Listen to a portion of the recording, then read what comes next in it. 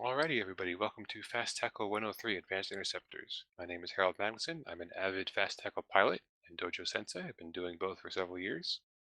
I love flying Fast Tackle because it's kind of edge of the knife, tip of the spear, high risk, high reward gameplay. I die a lot, but when you get that tackle and the fleet gets the kill, big shiny kill mail, you're the hero.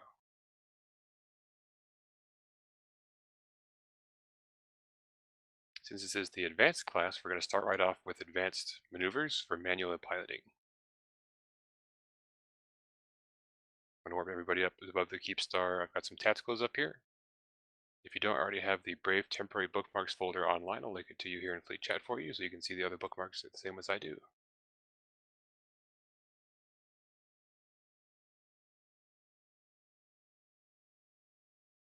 Everybody should always have that folder online. And if you ever make a bookmark in that folder, make sure you always set it for 3-hour or 2-day expiry so it doesn't clog up the folder.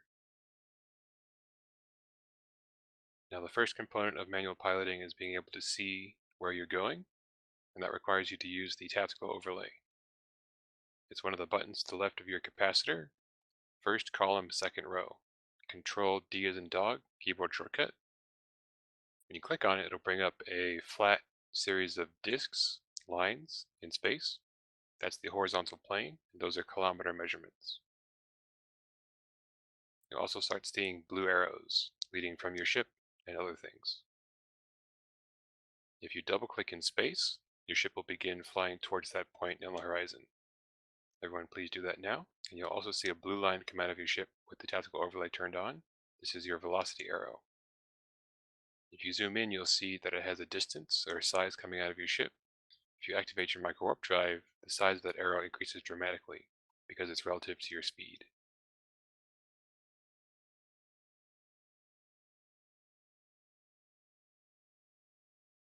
And when you double click in a different point in space, your ship will then turn around and start flying toward that point based on your ship's agility.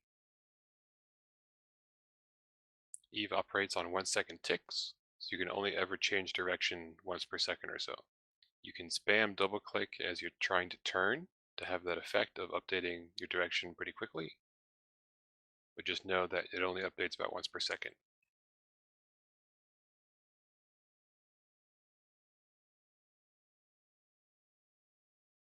One of the first maneuvers for manual piloting that allows you to do is called spiraling in. When you normally just right-click approach a target directly, you fly straight at it and you have zero transversal velocity. This allows enemy guns to give you perfect tracking, to have perfect tracking against you, and they can apply full damage very easily, especially since if you're running your micro warp drive, you have a bloom signature radius. Fast tackle usually dies very quickly if they burn straight in toward the target.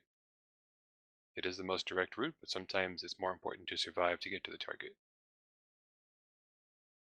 So everybody please stop your ships. I want you to look over at where I am, broadcast myself as a target. We're going to take turns practicing the spiral in maneuver. So Maurice, I'm going to start with you. I'm going to look at your ship and I can see where you're going because your velocity vector will also appear when I'm looking at your ship. When I have it as selected as the selected item by left clicking on it one time. So what you're going to start is double clicking not directly towards my ship, but about 80 degrees below it, 80 to 75 degrees below it or to the side in any direction. This gives you a high transversal velocity moving perpendicular, almost, but also still moving towards my ship a bit. So that's still a very sharp angle. I'm talking almost 90 degrees away from the ship. So you want to double or triple that away from my ship.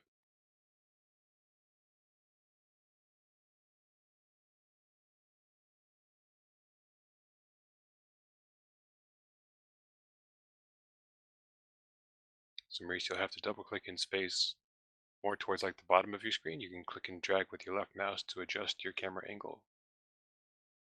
You don't want to fly straight towards me. You want to be flying almost 90 degrees away from me.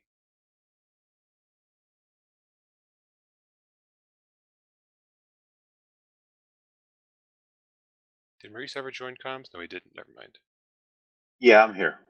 Oh, okay. It's That's 1D Luna. Yeah, I'm sorry. I'm following your directions. I'm maybe just not following well. Okay, so you need to double click in space further away from my ship as a larger angle. The angle between the direction you're going and towards the straight line towards my ship. The Aries over there. That's me over there. You want to be Mm-hmm. flying much more away from it. So double click, for example, you're already flying a little bit down. Go down a lot more. Double click in space. Lower. Gotcha. Okay, I see you turning. Keep going. Lower. And you want to be a much bigger angle, because you want to be flying almost perpendicular to the line between you and the target, because that's the gunnery line of incoming fire.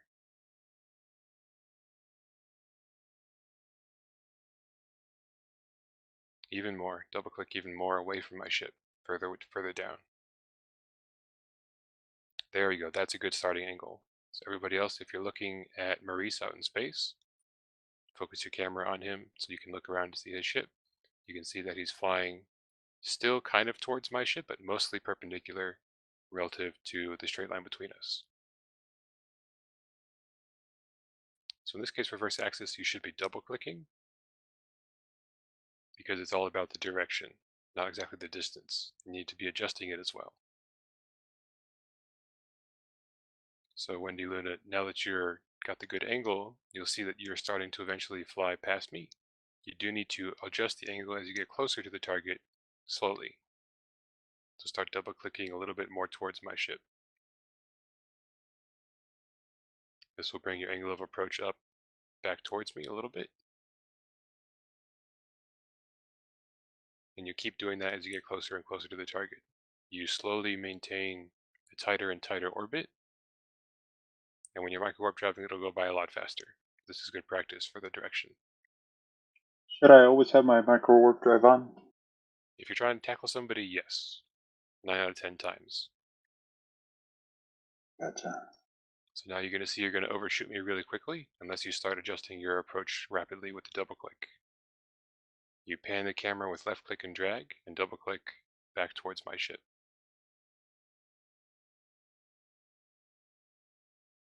Okay, so now you turn back basically on a straight approach. That's going to get you blacked by incoming turret fire.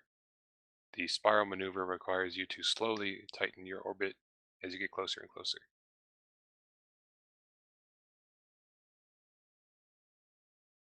Okay, that's good. You got a good wide angle. And now start slowly bringing it closer and closer.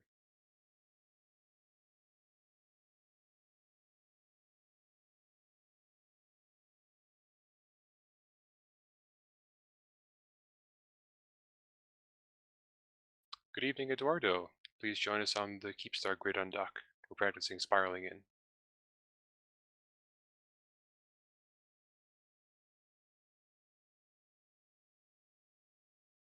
That's good. And then when you get close enough, you want to start spamming target on the ship you're trying to tackle.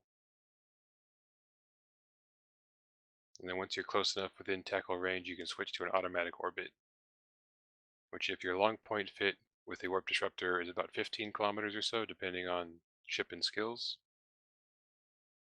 or about 5 kilometers or so roughly for a scram.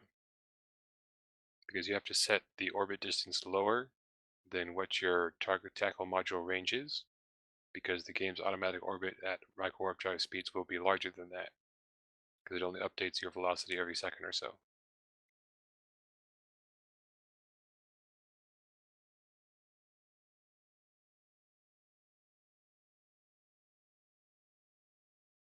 Okay, that was a pretty good approach there.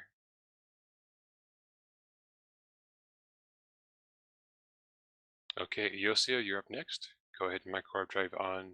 Start double clicking at a mostly 90-degree angle relative to me, and then start slowly changing it as you approach. That's too sharp, or wider away. Yep, more transversal. There we go. Mostly 90 degrees to avoid incoming fire. Because 100 kilometers to 50 kilometers is the danger zone where you will get sniped. That's too close too quickly. You want to stay further away for longer.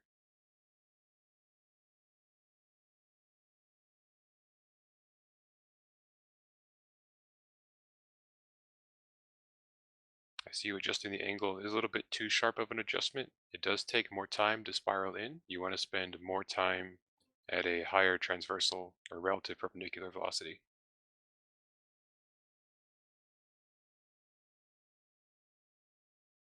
Okay, go ahead and reset reverse axis. Let's try you next. Double click in space almost 90 degrees away from my ship. Micro warp drive on. Okay, that's an excellent starting angle. No chance or very low chance of turrets hitting you from that far away. And then start double clicking more towards my ship slowly by slowly.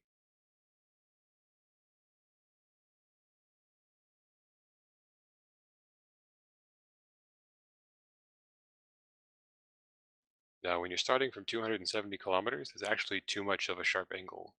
Most gunnery ships won't have a range that far. You only need to start spiraling at about 100 or so, or depending on some real sniper fits, 150. So until you're at 150 kilometers, go ahead and approach me directly, reverse axis. Because that is a good perpendicular direction to avoid fire. At that distance, isn't as effective. Okay, good, you're getting closer. You might be in sniping distance range by now by some ships, so start switching back to a wider approach. That's good, a little too wide there. That's more than 90 degrees between your ship approach and mine.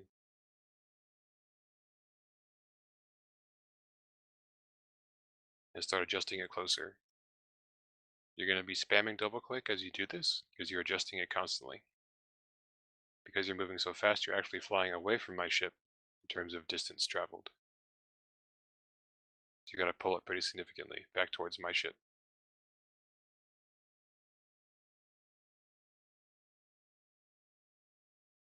You got to make much bigger adjustments for that because you're still flying away from me.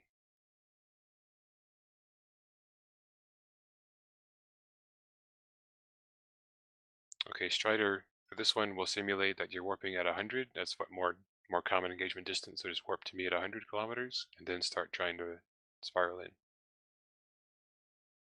I see that neutral malediction on grid. Don't worry about them for now. Only people with combat probes would be a threat to us unless they come over to the Keepstar. Alright, I'm at 100 now. Okay, so double click mostly away from my ship, about 90 degrees for the initial perpendicular.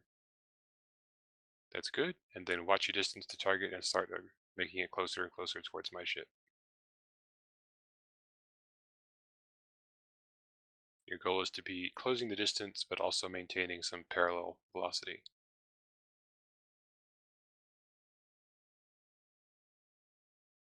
I see you turning, but it's not quite enough. Because you're so fast, you'll see you're kind of sliding around at the edge of a circle. You're not making a tighter circle. It's a pretty intensive update because of the speed your ship is traveling at, that you have to keep double clicking closer and closer to my ship. There is a delay between when you double click and when your ship actually starts turning. Okay, that's good. Now you're approaching. That's good. Keep adjusting, keep adjusting.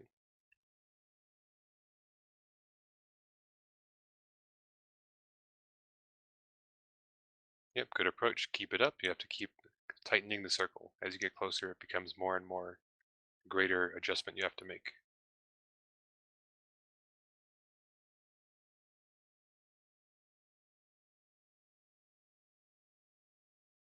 Keep tightening. Don't forget to target me as soon as you can.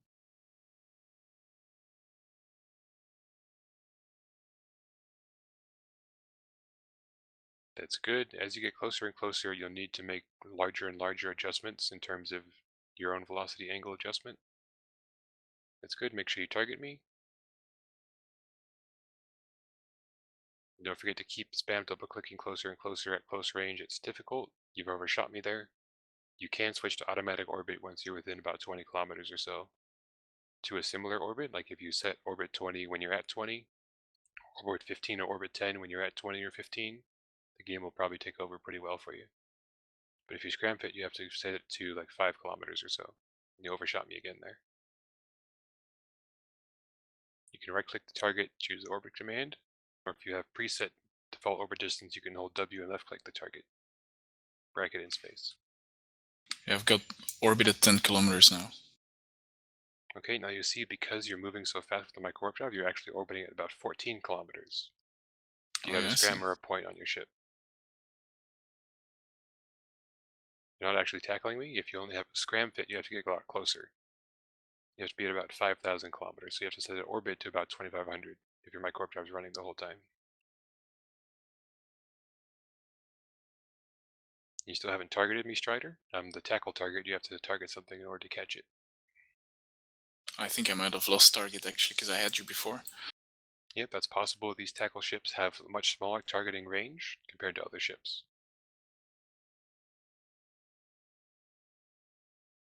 Okay, Strider, you're still orbiting me at 13 or 14. You gotta get closer in order to scram me. There we go. Now you got it. Okay, good.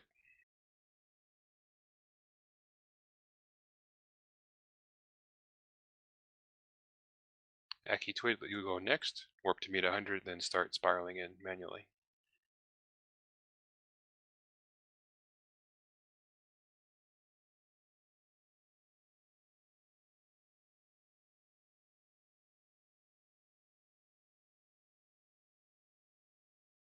Broadcast myself again for quick reference. That's a good starting angle. Make sure you start adjusting it quickly though. You want to keep approaching. Good adjustment. A little too sharp there on the turn. You're coming much closer. Your perpendicular velocity is dropping.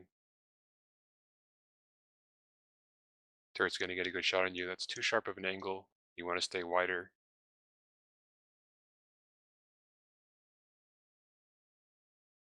So that was a faster approach, but it's a riskier approach because you are more direct in your angle. And good job, you've got long point and established looks like an automatic orbit.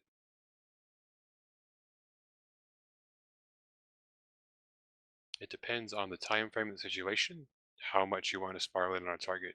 If you have plenty of time and you don't think the target's going to leave, the closer you get, you can do the slower angle adjustments to spend more time at a higher perpendicular angle velocity.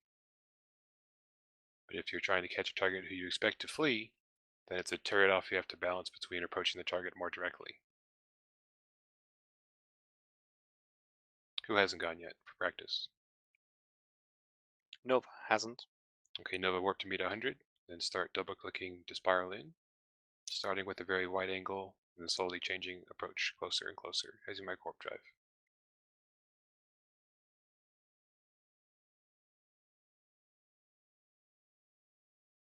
And everybody else, make sure you're looking at Nova or whoever's practicing to get the feedback for their direction.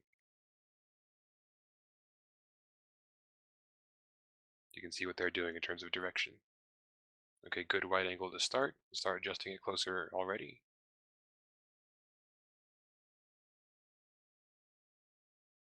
Need to adjust closer because you're just getting further away from me at the moment. So that's a good safe spiral, but you're not getting closer fast enough in order to actually approach for tackle. There we go, that's good.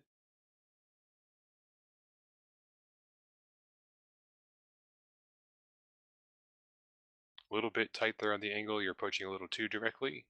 Should be a little bit wider. And as you get closer, adjust tighter again, because now you're going to overshoot me. Okay, you're targeting me, that's good. Yep, coming close, get the tackle.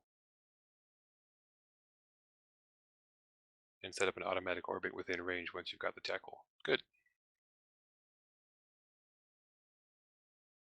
Who else hasn't gone?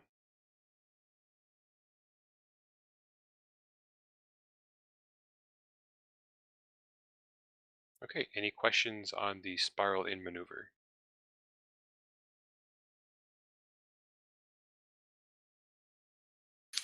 Yeah, well, while I was going in for the spiraling in, it seemed like you had a velocity vector on your ship as well. But were you still standing still, or were you moving?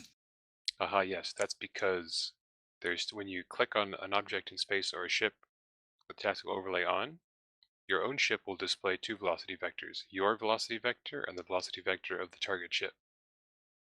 So for example, everybody, if you left click on Herald out in space, just one time, so I'm the selected item in your selected item window, keep your own ship still, and I'm going to micro warp drive over in this direction, and you'll see a velocity arrow come out of your own ship. That's the selected item ship's velocity. This allows you to quickly compare your direction and speed of movement versus someone else's direction and speed of movement.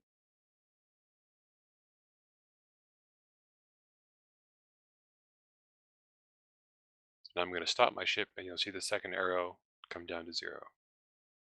This allows you to see what the other ship is doing without looking at that other ship exactly, if they're far away or it's a chaotic battlefield. I didn't see your vector on my overview. Did you have my ship left click selected as a selected item? I can see it right now, yeah. There you go. So that's the spiral in maneuver. There's a maneuver called spiraling out, which is the exact same thing, it's just reverse. If you're currently orbiting, tackling a ship, but you need to stop tackling that ship, but it's a turret-based platform with decent tracking, you need to do the reverse in order to slowly pull range while maintaining as high as possible perpendicular transversal velocity.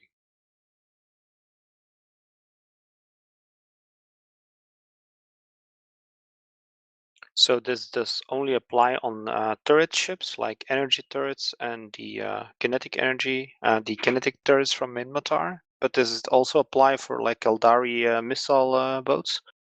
Excellent question. It does not apply to missiles. So this is for gunships, the projectile turrets, hybrid turrets, and energy turrets, but not to missiles. Missiles damage application is independent of direction of travel between the target ship and you.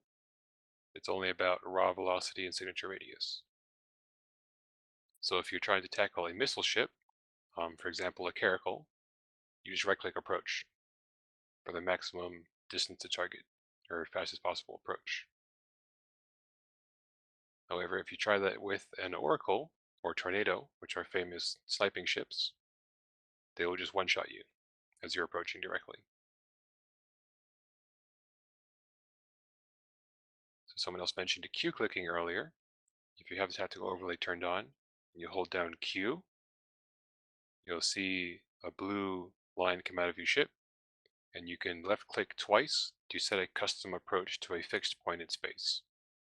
The first left click within the horizontal plane sets the distance and direction, and then the second left click sets the angle within that distance and one plane of direction from your ship.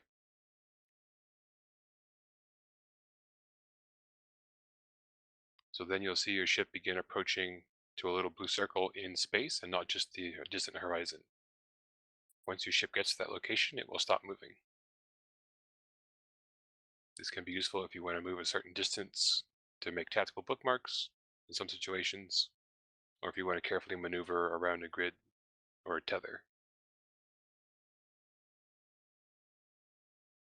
And sorry, Harold, do you mind explaining me once more the blue arrow vector that I'm getting because I'm targeting you? How do I interpret this again? So if you left click on another ship in space, it will become your selected item. When you have the tactical overlay turned on, you'll see your own ship's velocity vector plus the velocity vector of the other ship coming out of your own ship. So if they're both moving, you'll see two velocity vectors, your own and the other ship's. This allows you to see which direction they're flying, if they're flying away from you, if they're flying towards you, and what their speed is relative to yours. This can be useful for running down fast targets.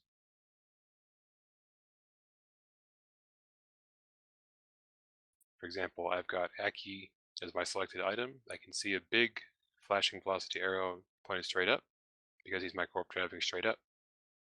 But my own velocity arrow is much smaller, going at an angle. That's my own direction. And when he changes direction or velocity, I can see his flashing arrow adjust in real time. And when I'm looking at you, then I also see a trend vector going out of your backside. Actually, what does that mean? Is that mine that is being mimicked on yours? That's correct. You also see your own velocity vector on other ships when you look at them, if they're selected, in addition to theirs. And that actually leads directly to my next topic for maneuvers, which is running down other fast targets by leading them. If you are trying to approach a target that's moving at a relative speed close to your own, where you can't just easily right-click approach and catch them, you have to double-click in space ahead of where they're going to cut them off. So I'm going to start my warp driving at half velocity, at an angle not directly approaching you guys. I want you all to look at my ship, left-click on my Ares, to see my velocity arrow coming out of your own ship, or vice versa. And I want you to cut me off. I want you to double-click in space towards where I'm going, not where I currently am. And my core drive over there and tackle me. This is a significantly shorter distance to travel, and will allow you to actually catch something that's moving at a speed close to your own. Very good. I see most of you are doing that very well. Because if you only right-click approach me, you're going to lag behind where I end up by the time you get to where I am.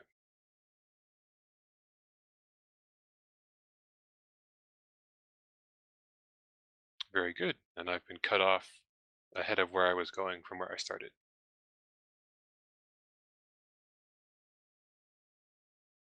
I see the rest of you doing the same thing. Very good. When there's a fleet fight happening, you don't need to have a hostile ship selected in particular. You can still see a big kind of wave of blue velocity arrows coming out of a hostile fleet or a friendly fleet. So as long as you're looking at something close to them, or looking at one of the hostile ships while you're at a safe tactical, you can see them turn and maneuver around the battlefield. This will allow you to kind of guess where they're going to be in the next few seconds or so, based on their changing velocity, speed, and direction.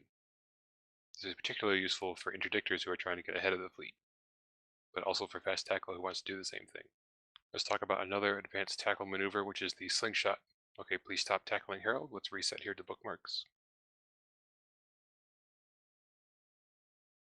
Now the slingshot maneuver is when you are being chased by another interceptor that's as fast or faster than you. And if you were to simply slowly change direction and try to warp away, they would probably catch you. How it works is you turn around and start my warp driving in the exact opposite direction back towards the approach they're making towards you. And then you scram them as soon as possible because you're expecting the maneuver to happen and they're not. And their ship will probably overshoot you, and they're not, if they don't react in time, if they don't scram you quickly enough, because their ship turns around slowly on the automatic navigation if they're right-click approaching you. And then you can get past their own scram range by coasting on your own micro-warp drive before they can swill on again, and you can warp away. So I want everybody to warp to Herald at 0, and then I'm going to be the first one to demonstrate the maneuver. So I'm going to start micro-warp driving away. Let me get some distance here. Aki, you're in a stiletto. You're pretty fast. What's your top speed? Cold micro-warp drive. About 4,600.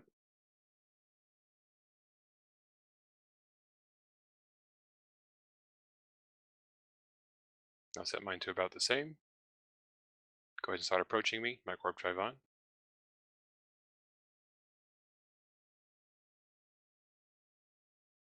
So I'm going to turn off my micro-warp drive to close the distance. I'm going to set it to a lower speed slightly.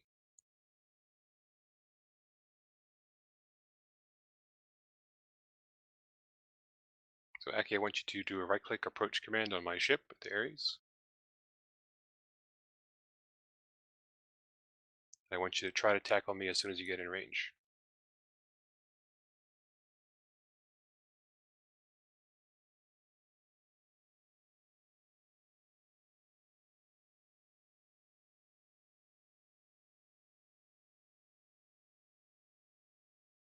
Now because we're both interceptors, that didn't quite work. The timing wasn't quite exactly right. It was close though. You see how we stuck past each other? We were at the almost limits of our scram range there. Right. If you pull it off a little bit sooner, if you turn around with about 30 kilometers or so, 40 kilometers, just enough time to speed back up toward the direction they're coming in before they notice it and slow down themselves. If you scram them before they scram you, just even by 1 second, they'll coast past you and you can warp off back in the other direction.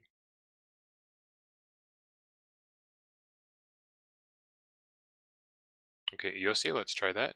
I want you to right-click approach my Ares, micro-warp drive on. And this time, don't tackle me until your ship reaches mine at 0 distance.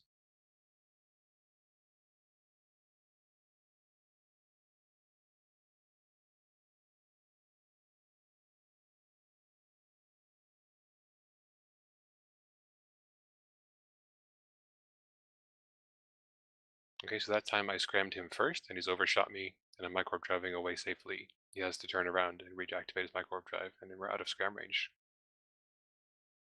See how that worked? Yes.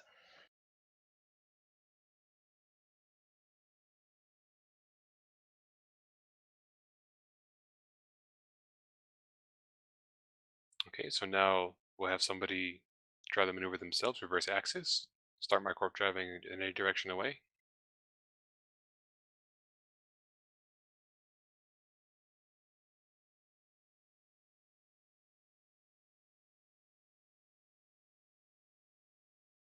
So I'm going to chase you, and then as I get close, about 30 kilometers or so, I want you to double click in the exact opposite direction that I'm coming from.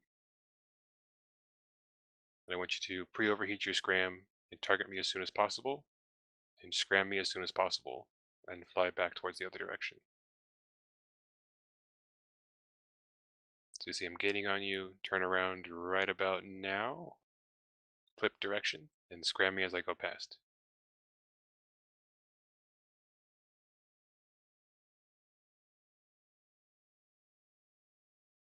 Nope, you missed the scram there.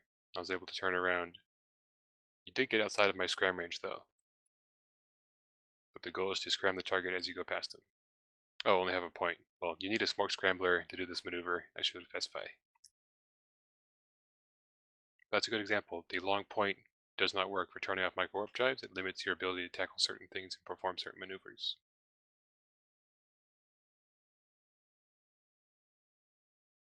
Okay, Strider, do you have a scram?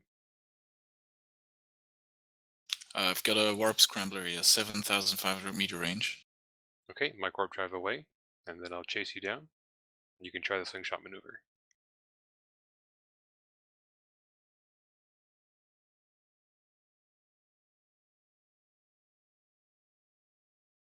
Go full speed.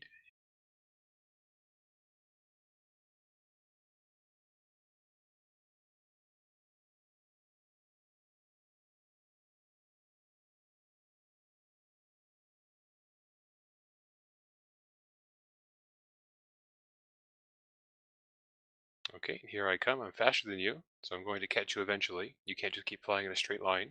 Your options are to try and turn around the opposite direction and scram me as I go past.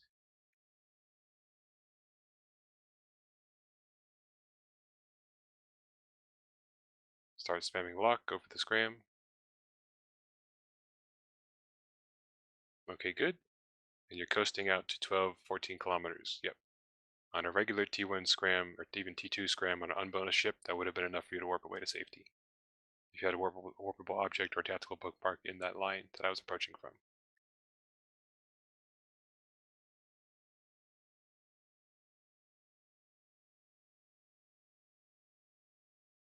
Who wants to go next? Who hasn't tried it? I'll go, Maurice. All right, Maurice, start my cart driving away. Pick a direction.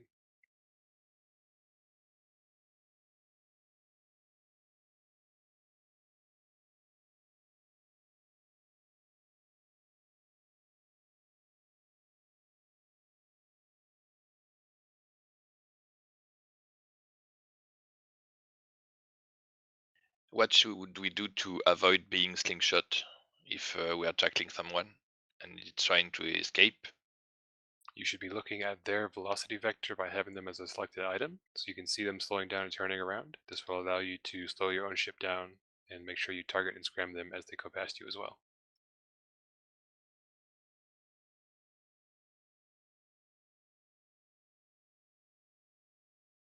Okay, Maurice, you're actually pretty fast. Set your velocity to half.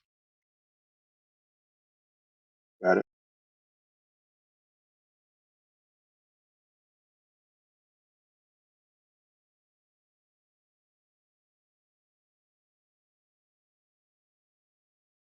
Okay, here I come. Get ready to turn around and do the slingshot as I get closer to you.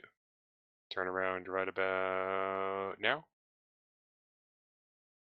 Spam lock and scram as I go past.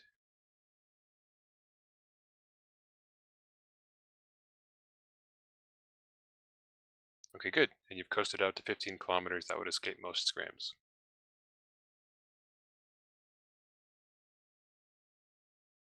Who's next? Nova. Okay, Nova, start burning.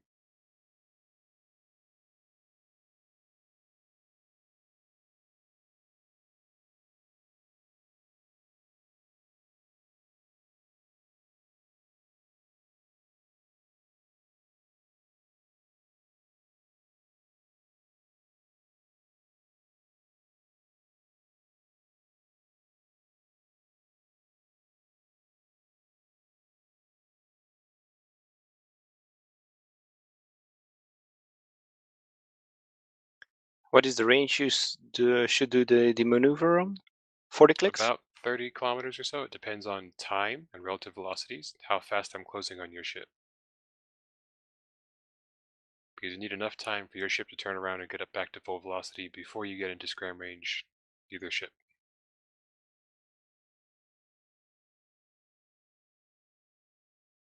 So get ready, but not yet.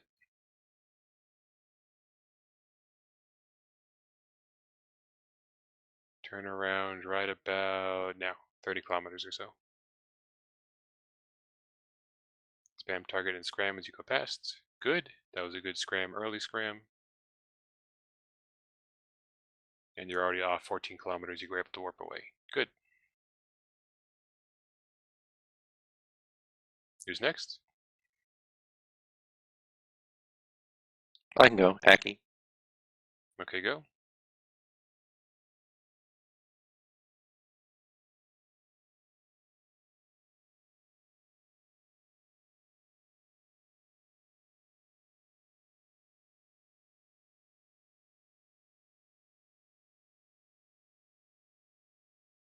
So reverse axis mentions you overheated my warp drive too much. Overheating your micro warp drive is an excellent tactic, but not something you can use to maintain long speeds. For quick bursts, it's overheating your micro warp drive. You always want to be doing that, especially when you're diving in for tackle. But for long burns like this, you don't want to do that. When you're doing a slingshot maneuver, if you time it right, an overheated micro warp drive is a good thing to use. Good timing on the scram and turnaround. You warped a little soon. In a real situation, you would have been targeted and scrammed by my ship as well. You have to wait until you coast past them in order to warp off.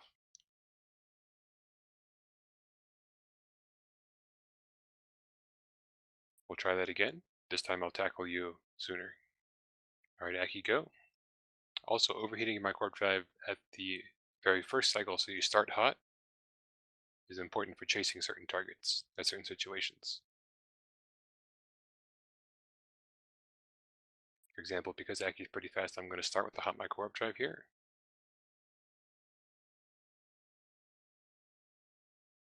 I have to do the maneuver right away, Aki, because I'm closing on you.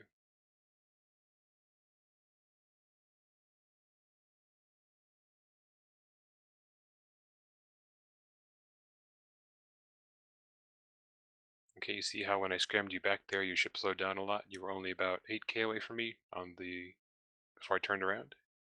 Right. That's because I was too close to you. You didn't have enough time to build up full speed before we passed each other. Yeah, I waited too long to do 180. That's because I was hot on your tail with the overheated micro warp drive.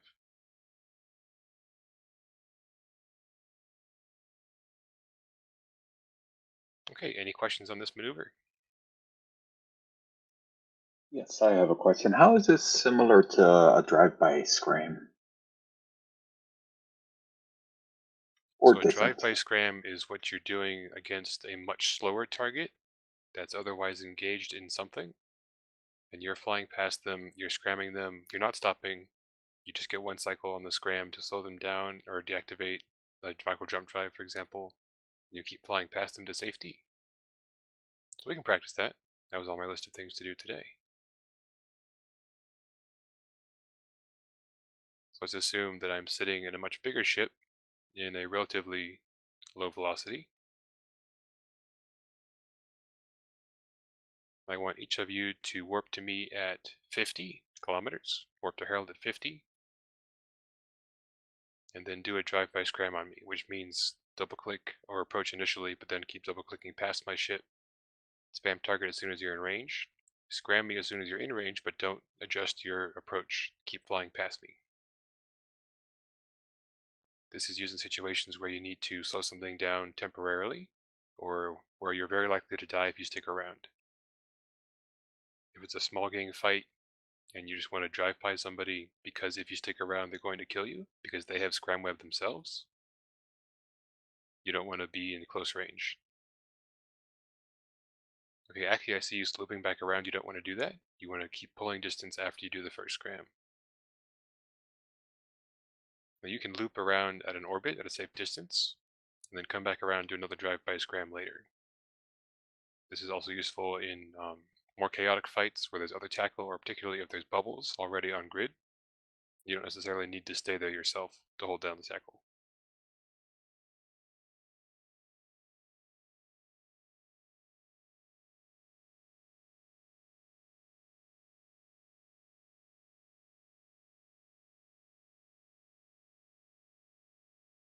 Okay, Maurice, you pulled around there and got close. This was the drive-by practice. You want to keep going past the target. Gotcha.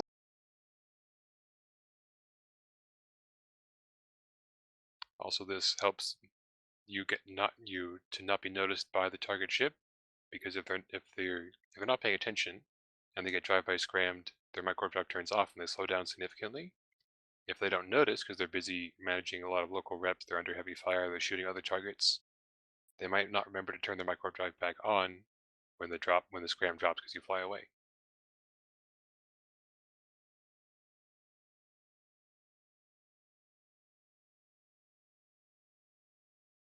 So drive-by scrams are particularly useful against command destroyers or battle cruisers or battleships because they can fit either micro jump drive generators or micro jump drives.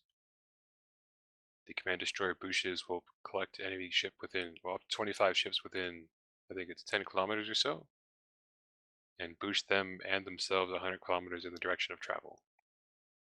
Now, if the command destroyer gets scrammed between when they activate the module when it goes off, which is about 5 seconds or so, the boost does not go off and they get stuck. This is usually whenever they're warping in on top of a friendly fleet, if it's a hostile booster, or if you see the animation come up.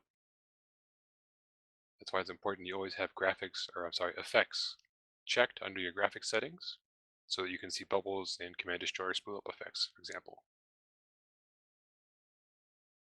As fast tackle, sometimes your job is to stay with the main fleet if we're defending against hostile boosh attempts, which can be very disruptive. So you'll always be looking out for enemy command destroyers, diving towards them whenever they appear, and quickly scramming them as soon as possible.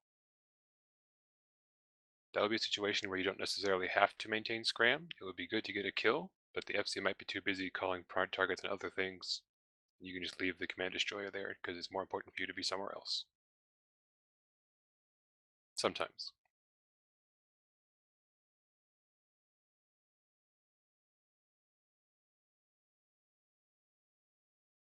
Also useful against battleships, which have the micro jump drive generator, not generator, just regular micro jump drive, which only affects their own ship, or a battle cruiser. Once they activate the module, it takes a few seconds. You'll see the effect around the ship in space. If you can get a scram on them before it completes the cycle, the micro jump won't happen, and it has a long cooldown. That's a good situation for a drive-by scram because potentially they have smart bombs or other tackle modules if they're brawl fit. Because bigger ships have longer times to target smaller ships, it's possible for you to swoop in, drive-by scram, and fly away before they can even target you back. Okay, we can stop with the drive-by scram practice. We'll move on to our next practice exercise, which is related to spiraling in, but a little bit different, which is orbiting perpendicular to incoming fire via manual piloting. On your tactical overlay, you'll see there are 4 directions of the numbers for distance in kilometers. One of those directions has a gold line that's space north. It's currently pointed towards a pretty nebula in the skybox, if you all look at that. Everybody, I want you to warp to Herald at 0. Now, because space north is the same for everybody, we are going to pretend that space north in the horizontal plane is the line of incoming fire.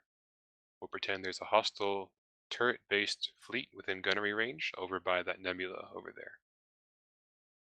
Or roughly horizontal plane. Now, if you need to maintain tackle on a ship, particularly for long point, because it allows you to use a micro-warp drive, it's easier to maneuver within long point range.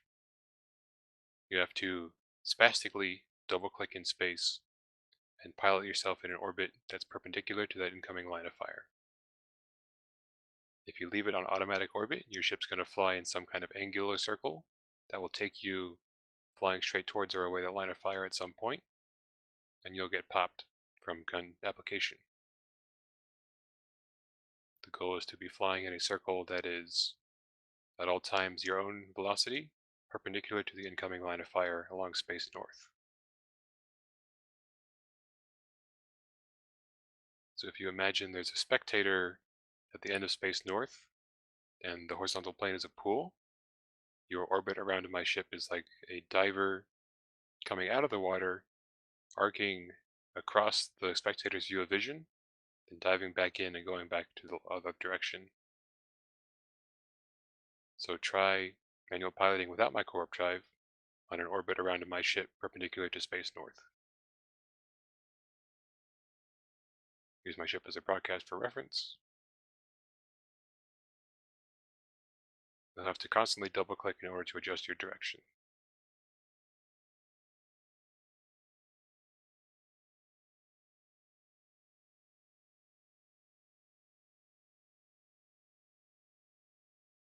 Okay, reverse axis, I see your velocity arrow looking pretty good. Yep, that's pretty perpendicular to space north. That's good. And make sure you come up, staying in that plane of up and down vertical, but also maintaining distance to target. Make sure you lock up my Aries so you can see distance to target to simulate tackling it.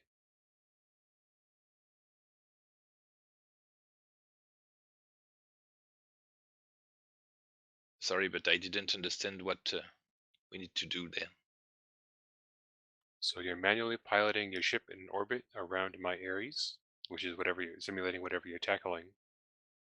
The goal is to keep your velocity arrow, direction of travel, perpendicular to space north in the horizontal plane, which is where the simulated hostile enemy turret-based fleets are shooting at you from.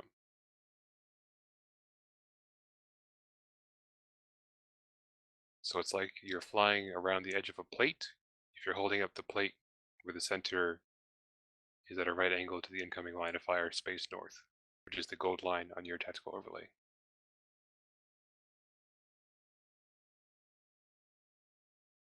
If the incoming turret fire was an arrow, it should hit the center of a target, and you're drawing the outline with your ship's orbit in a circle.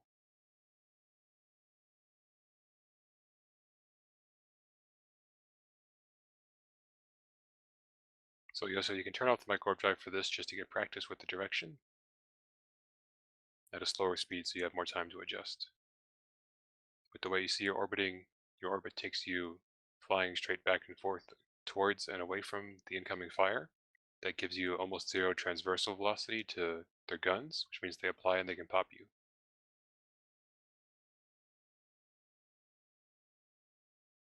Your orbit should be going up and down through the horizontal plane. Not in the horizontal plane, but in the perpendicular vertical plane.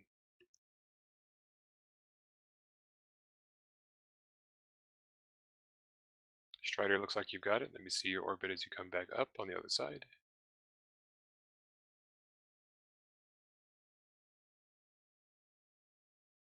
Yep, that's good. You're flying perpendicular to the incoming fire from space north.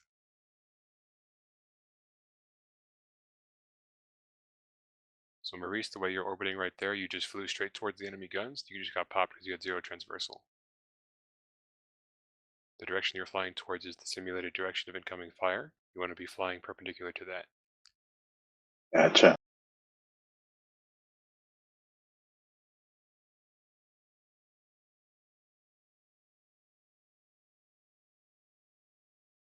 Okay, you'll see that's better.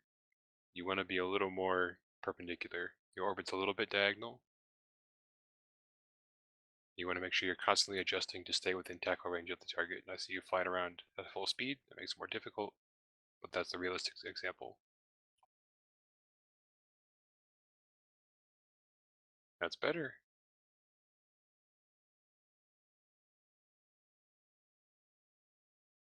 I think most of you are getting it.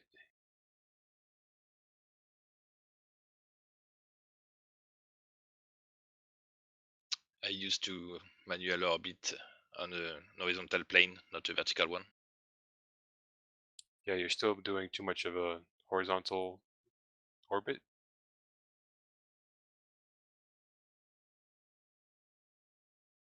The gold line on the overview is space north. That's the line that you don't ever want to be flying along. You always want to be flying sideways to that line, but while also orbiting my ship.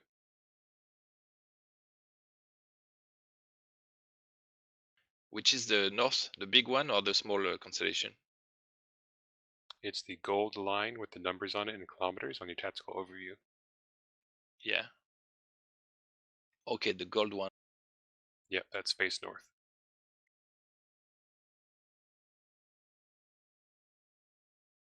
Okay, I think everyone's got it except Eosia. I see you all Sorry. flying in a plate perpendicular to the incoming line of fire.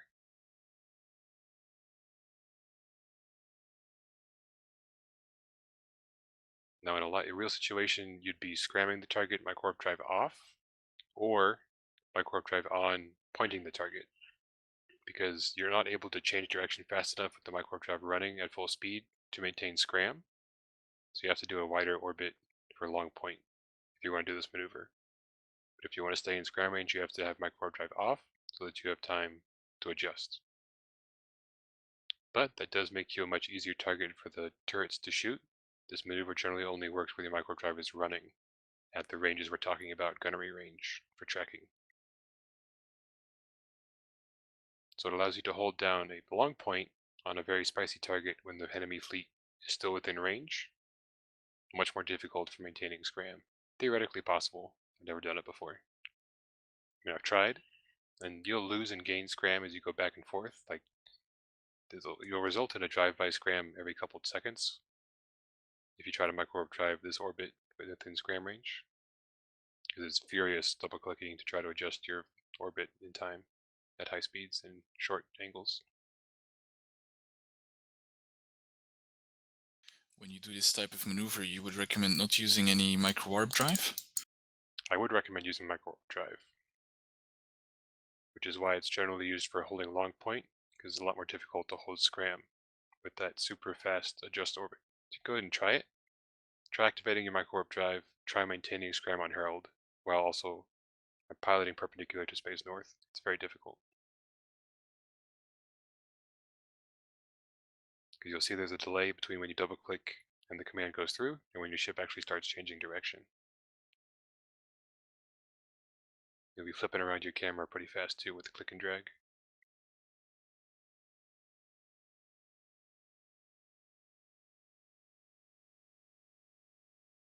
And see how you get point, you get scram, you lose scram, you get scram, you lose scram.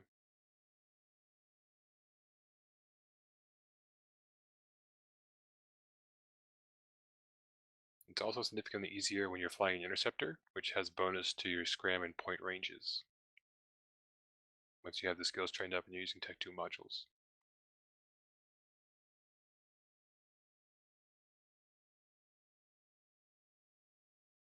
Okay, that will conclude this exercise. Any final questions? This example. Man, I wish I could choose the plane of your orbit. Yep, the automatic one is random, so that's why the manual piloting is a more advanced skill. Everybody back to the keep start tether. If you have overheat damage, you set on tether, it'll repair automatically. Or you can dock up and right click repair your ship. In friendly structures, it's usually free. I'm going to get a different ship for more examples. So the next example, we're going to talk about burning for decloak on gates. when you're camping them either long term or short term. When a ship jumps through a stargate, you'll appear anywhere within a sphere about 12 kilometers away from it.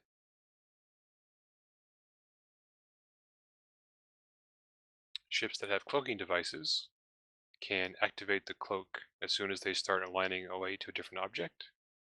You'll see them appear in space, but you can't target them.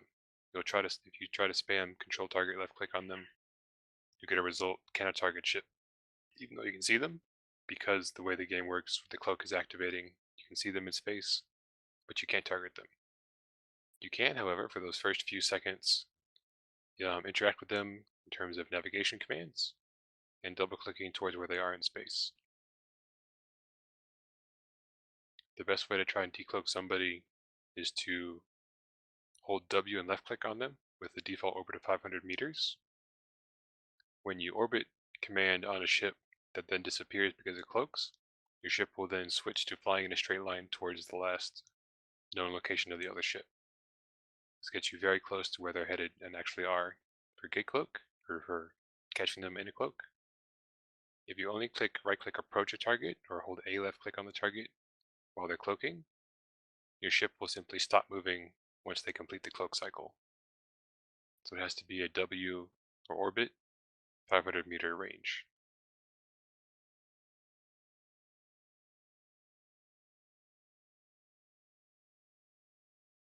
Take this fleet warp over to the GTAC 3 gate.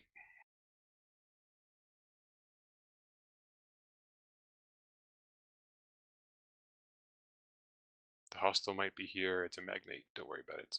It's an interceptor, not interceptor, explorer. Everybody jump GTAC 3, hold your gate cloak. Let's just see if there's any neutrals around. Okay, this system's clear.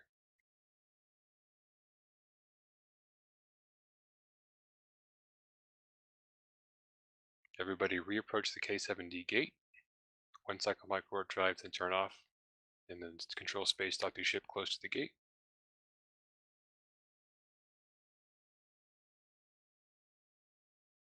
Now, it won't be as easy as against neutrals or hostiles, so that it will appear separately as neutrals or different colors on your screen because I'm purple in the fleet.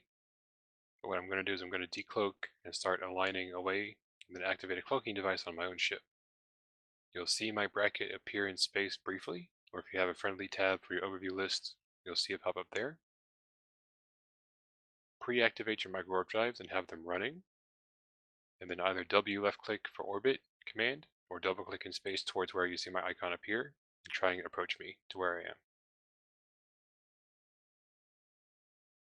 Okay, there I go. I'm activating the cloak, initiate the approach or orbit, or double click in space, and I've just been decloaked. Very good.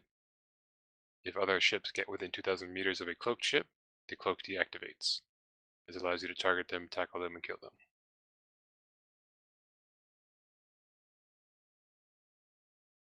We'll do that again. Take this warp over to the structure.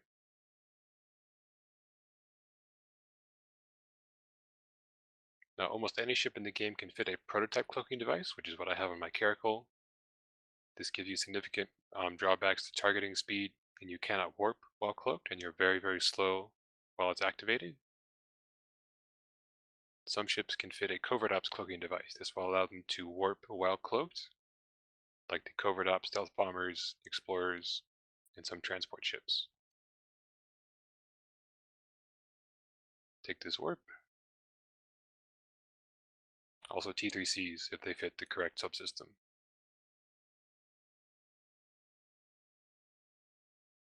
Fleet jump on contact into K7D.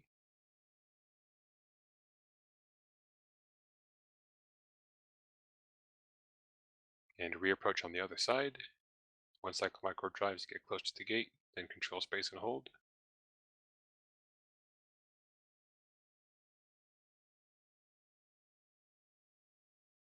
We're going to do the same exercise. I'm going to begin moving in my Caracal, activate a prototype cloak, double click in space towards my bracket, or W left click in order to orbit towards me. So for the covert ops ships, you only have a couple seconds to get to their location in space within 2,000 meters before they warp away.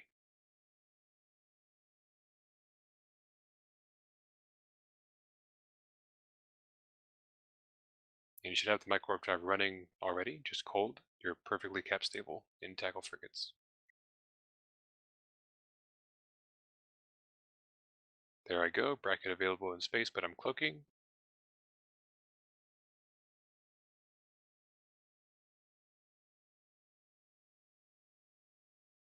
Oh, you missed me. Came very close.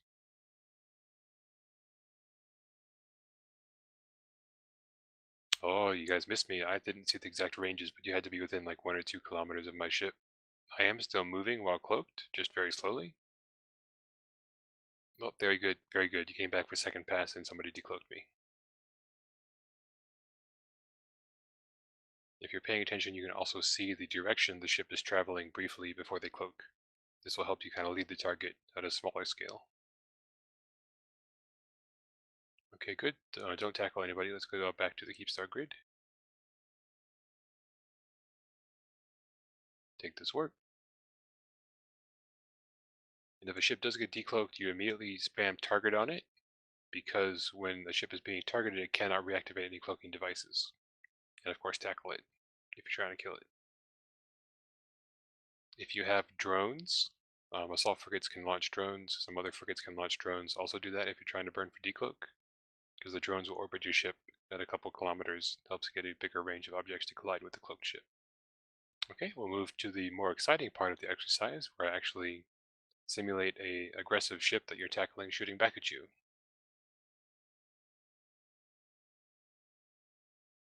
So I've loaded 2 of my launchers in this caracal with Tech 1 missiles. I am going to shoot you as you come in to try to tackle me. We'll take turns. One person will be the lead tackle. You'll try to warp in close to me, burn in for tackle. When you get tackle, you need to speak up on fleet chat and say, with your own name, so-and-so has tackle on Herald in the caracal, need backup. Warp to me at 0. And then you can assume everyone has it on your watch list, but it's always a good idea to put W's in fleet when you do that, so people can quickly right-click on your name in fleet chat. Alright, Maurice, have a good night. See you later. Thanks for coming out. Thank you.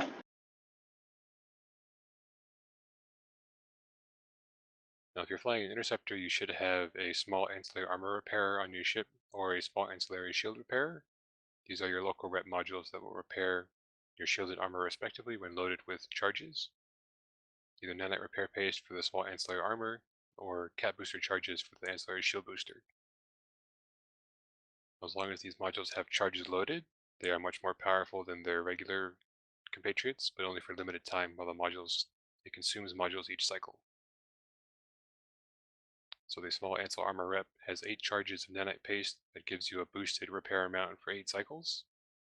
Once the repair page is consumed, you can either stop running it and reload it over 60 seconds, or keep running it with a much drastically increased capacitor demand. That you'll cap yourself out trying to run that for any amount of time.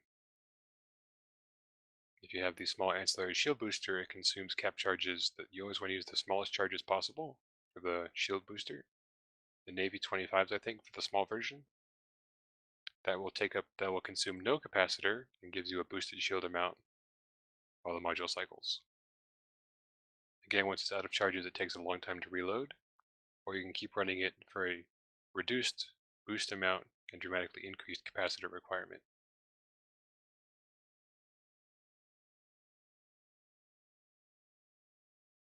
Okay, Yosia, I guess you volunteered to be the first tackler. Come in and tackle me, and I'll shoot you back as you do. Right. Should I pull range to begin at 100? You can start from there, because I can already target you from there, so I'm going to start simulating a real ship that's trying to defend itself. You'll have to burn it under fire and manage reps.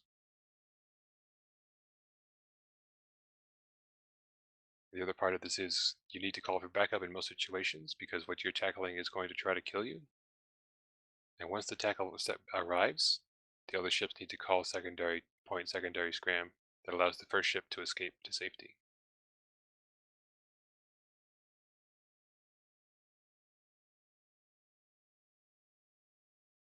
Okay, Yossi, you've got point on me. You need to call that out to your fleet mates and tell them to warp to you to call for secondaries. Eosia, caracal tackled, back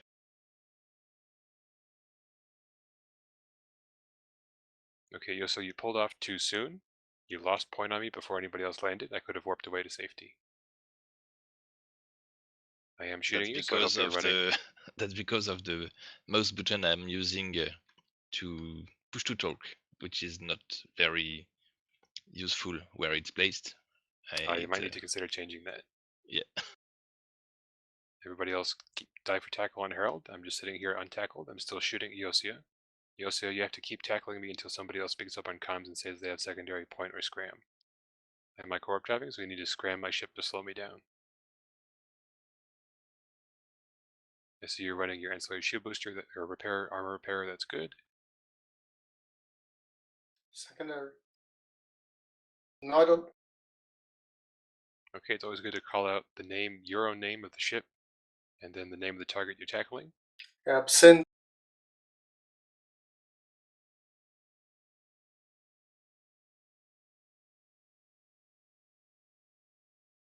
Okay, so now that I've been properly tackled, Eosia, because potentially I'm killing you with rapid light missiles, you would warp away to either bookmark, tactical, or random celestial. And you can say that over comms, Eosia bouncing out or losing primary tackle. Yeah, I lost secondary too. It's also good to communicate if you lose the tackle after calling it out, because people know they still need to go in for it. Right. Okay, everybody deaggress and reset back to the keep star.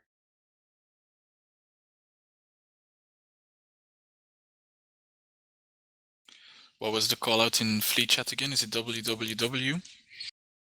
Yes, W's mean I have something tackled, warp to me. X's are generally for standing fleet. I'm being tackled, please come save me. Alright, thanks.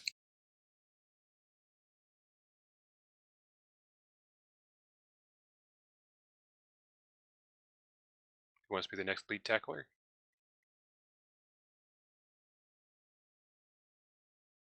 Aki, thank you for I'll go. volunteering. All right.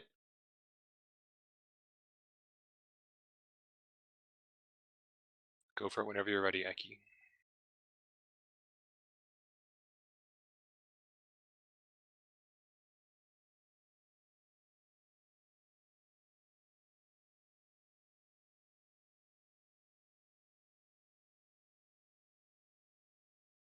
Aki has point on Harold and the Caracal. Now call for backup. Need backup. Need secondary W's in fleet. tackle. Warp to Aki or W's. Yep, there you go. It's good to say need secondary, need scram on target because you're only pointing me. Do you have scram on the stiletto? I do, but I'm not scramming him. Well, you should go for scram then because on my co-op driving, you see I'm still pulling range from the initial warp in point for everybody else Yep, who's coming in. lost point. Secondary. Secondary what? Point or scram? Call that Oh, out. secondary point. Sorry. Okay, somebody scram me. Make sure you call that out. And they just lost scram. That was me. Aki's bouncing.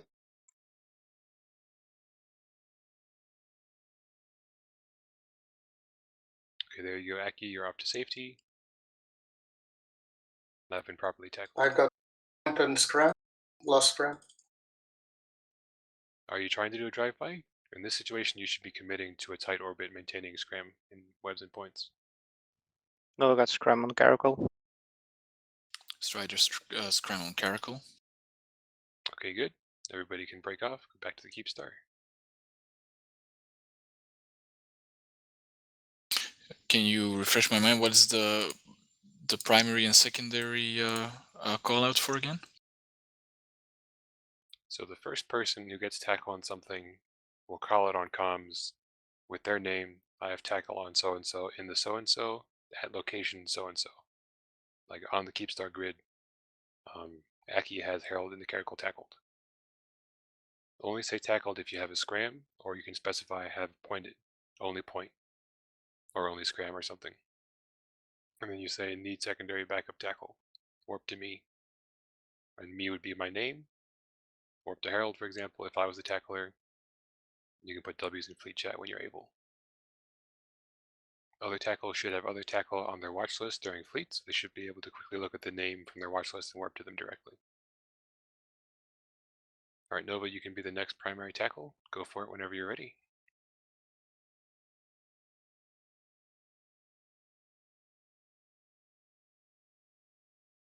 And I'm going to be shooting at you, so you need to manage your local repair modules and warp away to safety when you're able to, once somebody else calls secondary scram.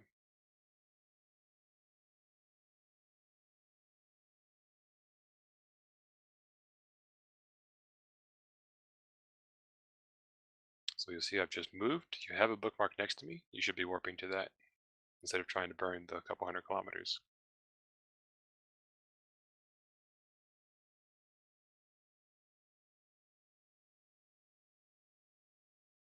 Here's a perfect situation where you'd want to overheat your micro warp drive in order to close the distance quickly.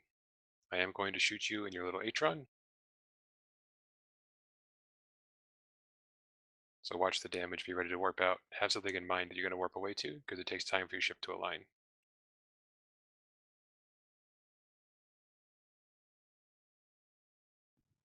We've got a coracle tackled, scrammed, need backup. Now you just lost scram because you failed to set an automatic orbit at close range. Generally, you right-click orbit 500 on targets you're trying to go in for tackle on.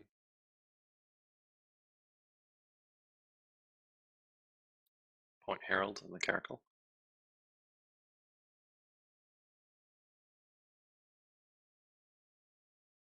Nobody scrammed me yet. I'm going to shoot you again, Nova. Somebody call scram. Going for drive-by. Just commit in the situation like this. Secondary point scram. Okay, good. Yep, Nova warps off as soon as somebody calls secondary. That's good. Okay, break off, deaggress, reset. Now if you want to add some survivability to your Atron, you can sacrifice a lower mid slot for the small ancillary armor repairer or ancillary shield booster, but then you lose one of your tackle modules or one of your overdrive or other modules for the low slot. The fits I handed out are designed to be cheap and very, very fast. The whole point of being fast tackle is you're faster than anything else. But if you want to get some practice on surviving like a mini interceptor, you can do that if you want to modify the fits. Okay, reverse axis, you're the next primary tackler. Go for it whenever you're ready.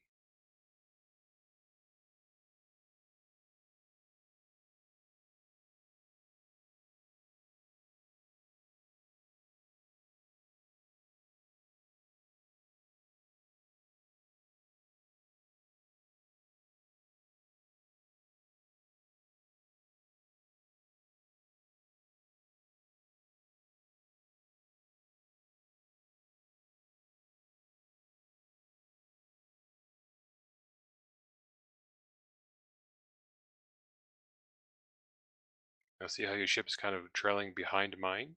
If you had double clicked in space in front of my ship, you would approach faster, based on the velocity arrows.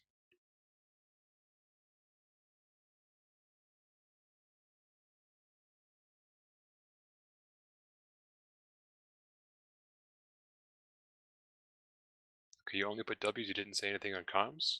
You need to speak up and say you have tackle on something, or at least type it in complete tackle W's. Most people can infer that though. But you need to communicate on voice comms. But you need backup.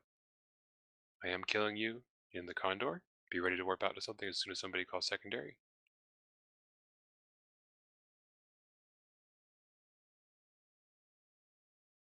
Secondary on Herald. And I've got scram. Scram. Okay, good. You see how you almost died there, reverse?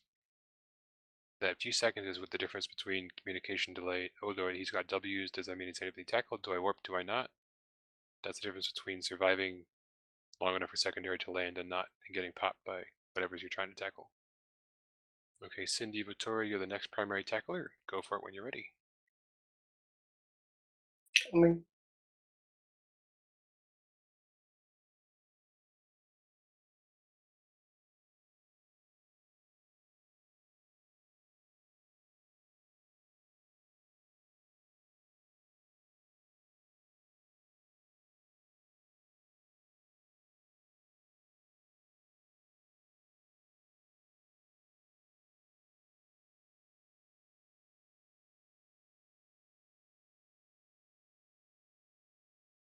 I've got the tackle. I've got a point on Herald in the Keep start grid, send, warp to send.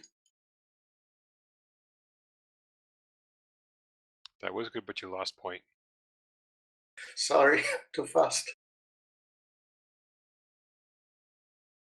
Okay, I'm shooting you. If you have a repair module, make sure you're running it or be ready to I run don't it. have one. In that case, just keep an eye on it. Have your warp out in mind. Keep your camera pointed toward it so you can warp out quickly. And speak up as soon as somebody else gets tackle on me, which I think somebody Scram did. Herald. Say Warping secondary out. scram. Okay, good. And don't say I or me. Use your name. Sorry, So send. there you go. Okay, Strider, you'll be the last one.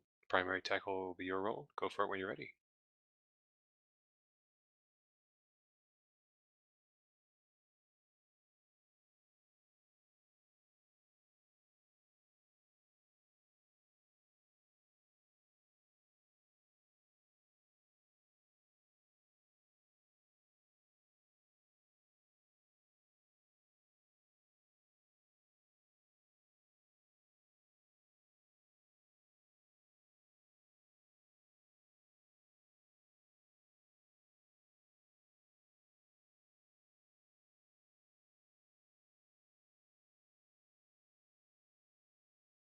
Very good. I see you actually manually approaching me along the direction of travel. That's good. I'm going to kill you pretty quickly though, so as soon as you get scrammed, you need to call it out and call for backup, and then warp away as soon as somebody says secondary. Strider got tackle on Caracal. Request help. You didn't maintain the tackle there. You kept flying past. You didn't switch to an automatic close range orbit. Scram Herald on the Caracal. Zaki. Okay, try to warp away. Strider warping out. I got secondary. There you go. Let's see if you survive. Takes time to align with my warp drive on. I'm still shooting you, and you survive. Nice. Like a glove. Okay, everybody deaggress. Any questions on calling for backup with tackle?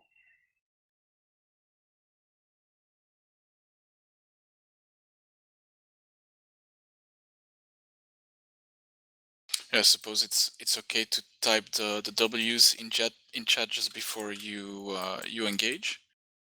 No, only type that after you've confirmed you've got scram or point on a target. Okay. Because in the 1 second between when you think you have it and you actually get it, targets will warp away all the time. Now you can speak up on comms ahead of time and say, I think I'm going to catch somebody, stand by to warp to so-and-so. And you can put like pre-letters in chat. You can just type random stuff or like some other random things. That'll tell people, put me on the watch list, get ready to warp to me.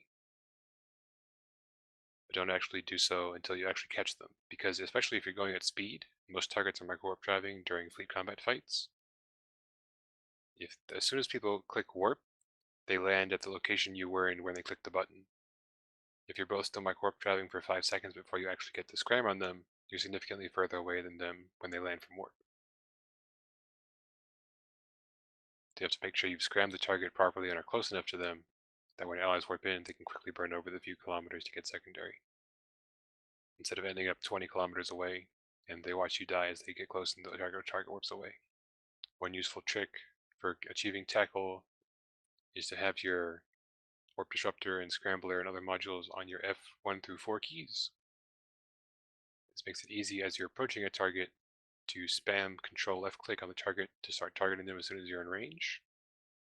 And you can activate your modules quickly by just hitting the F1, 2, 3, or 4 keys based on where you have the modules dragged to tackle them as soon as you're in range without having to move your mouse down to the bottom of the screen. That leaves your mouse free to initiate other maneuvers, other orbits, or lines. You can drag your modules around your slot layout on the overview at the bottom of your screen next to the capacitor. Just left click and drag. There's 8 slots on each row. You can move the modules around freely. They coordinate to different hotkey combinations. The top row are your F1 through F8 keys. You can use keyboard combinations for the other rows, but most people don't. They're more complicated.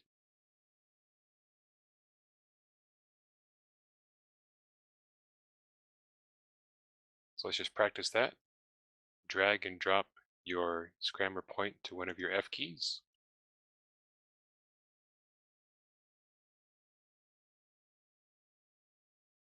and then warp to Herald at 50 kilometers to Herald, and then dive in towards me. Spam target as soon as possible. And then practice activating tackle modules with your F1 through 4 keys, depending on which way you want to have it on.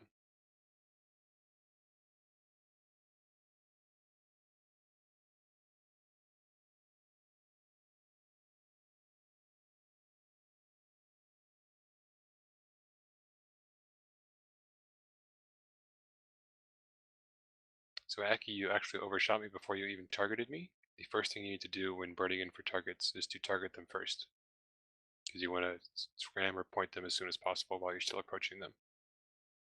Particularly for interceptors at high speeds and close ranges, the targeting is the first and most important part, because it still takes a couple seconds even with interceptor lock speed to select most targets to acquire them.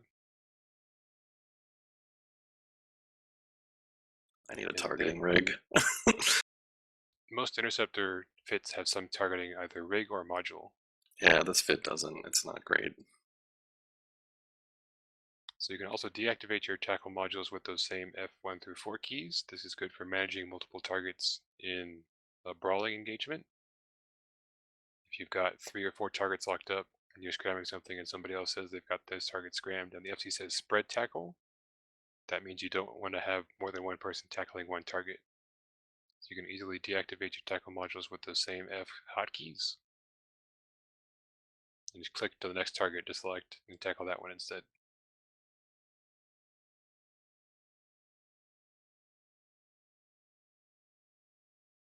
I also like to keep my micro warp drive on the F1 key, because that's the one I'm hitting the most on or off.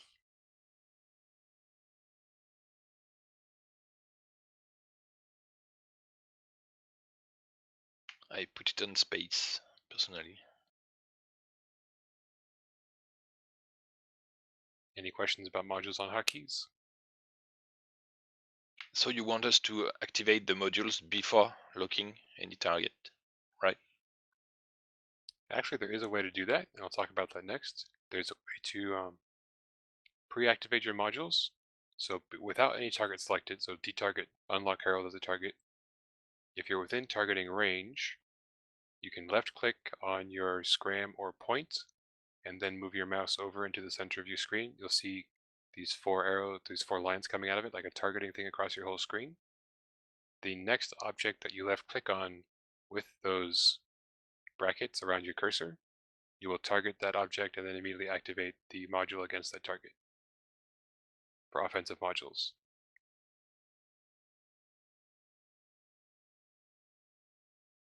So it's better to overhit, to pre-overhit also. If you're diving in for initial tackle, yes. If you're trying to catch somebody who's trying to run away, it's always good to overheat your micro warp drive to go faster for the burst of speed. And you always want to be pre-overheating your tackle modules for the greater range on that first cycle. Because the 1 or 2 kilometers does make a difference when you're trying to tackle somebody with an overheated point or scram.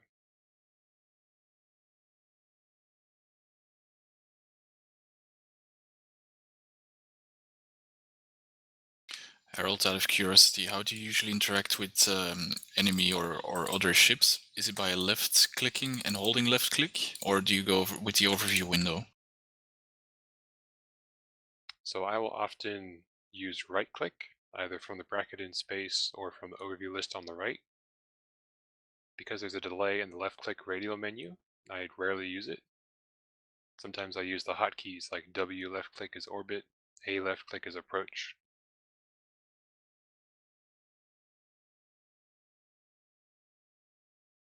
Or double click in space towards them roughly, and then switch to an automatic orbit or approach later.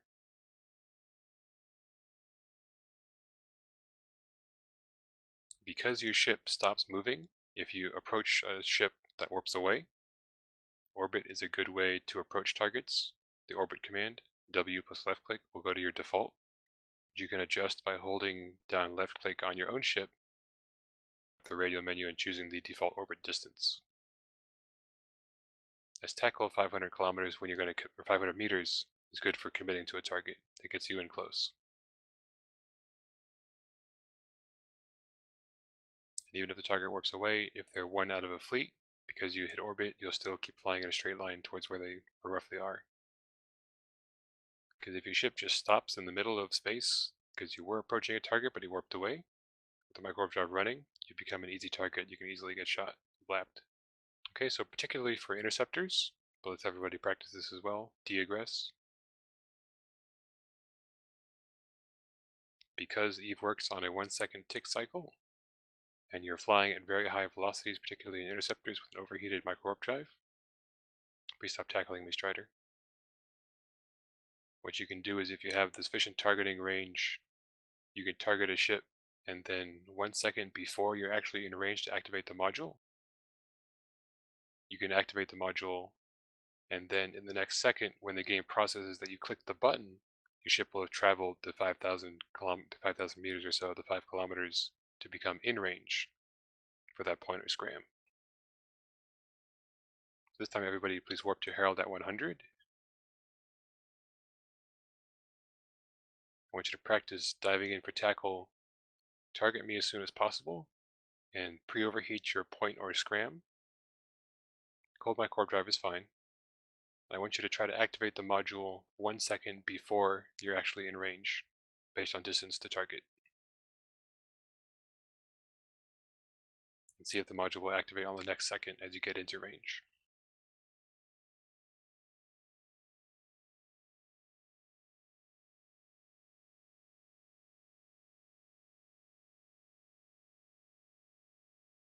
You have to target as soon as possible and have a sufficient targeting range to pull this off, to get that extra second of tackle activation.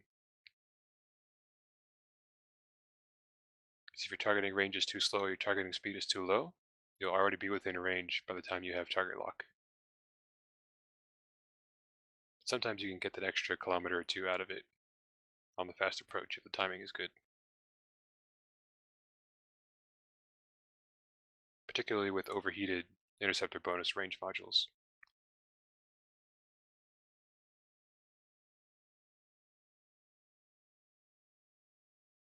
Did anybody notice a difference where the module activated 1 second before you thought it would?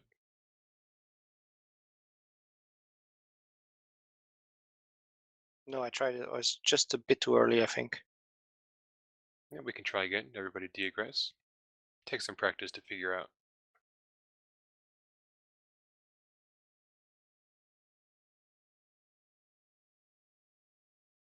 And again, it works best for interceptor circumstances.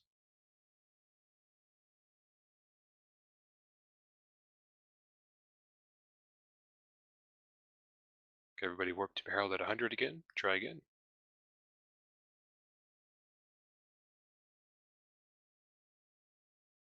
This time try with overheated micro warp drives, so that you're really moving at high speed, and 1 second means a significant difference in speed and distance to target between when you click it and when the range becomes actually possible.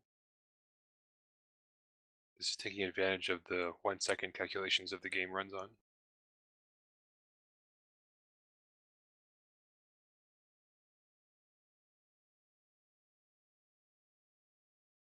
Remember to stop overheating once you achieve tackle on the micro warp drive or tackle modules. Yeah, I think I need a rig to get it to work with point. We'll work with scram, but not point. Targeting range is too low. Yep. Okay, everybody deagress. When you're overheating your modules for multiple cycles or repeatedly in short time frames, you build up a lot of heat damage, as some of you may have noticed. The hotter the module is, the more likely it is to take more heat damage on the next cycle. So running a hot module for more than 1 or 2 cycles will generate exponentially greater heat damage.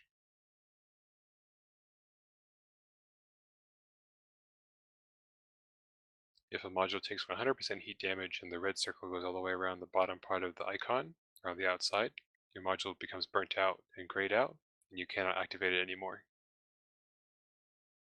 The only way to repair a burnt out module is by docking up at a station, either NPC with repair services or a friendly Citadel with repair services, and repairing the module that way. You then have to online the module, which you can do in space, but it requires most of your capacitor, so it's best to do while docked.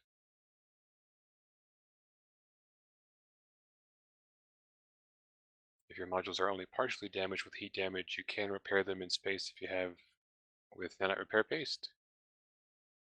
There's some skills for increasing the efficiency of that operation. But it takes time, and this module will glow white while it's running. You cannot activate the module while it's being repaired with nanite repair paste. But you can cancel repair in order to use the module again.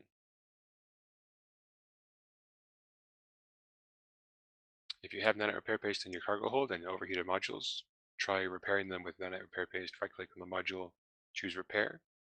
The number in parentheses is the amount of nanite repair paste that will be consumed to fully repair the module. The greater the heat damage, especially on Tech 2 modules, the greater the amount of repair paste you need to consume to repair it. So if you're far away in hostile territory, sometimes that's the only option to repair heated modules. If you're in friendly territory, however, sitting on tether or docking up are much cheaper options than expending nanite repair paste. One of the important roles of fast tackle is making bookmarks. And the standard way, of course, is to burn microwarp drive on in a random direction away from stargates or grids. There are other kind of bookmarks you can make, though. I'll talk about those as the advanced class. And during fleet fights, you always want to be watching the fight itself and looking for wrecks and corpses, and also cargo containers. Make sure you have your bracket set to show all. You only need to adjust that for the biggest, 1,000-player fleet fights, where the drones and fighters and wrecks will clog your screen and potentially crash your game. But for most engagements, your computer can afford to run all brackets in space, so you can see all the objects. You can right-click Save Location on corpses, on wrecks, and also cargo containers. This gives you warp-ins on the fight as it happens.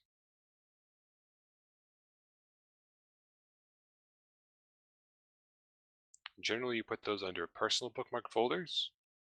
If you make a good tactical that's several hundred kilometers away in a random direction that's not in line with any other stargates, that's good. You can put one or two of those in the shared bookmarks folder for the FC to use as well.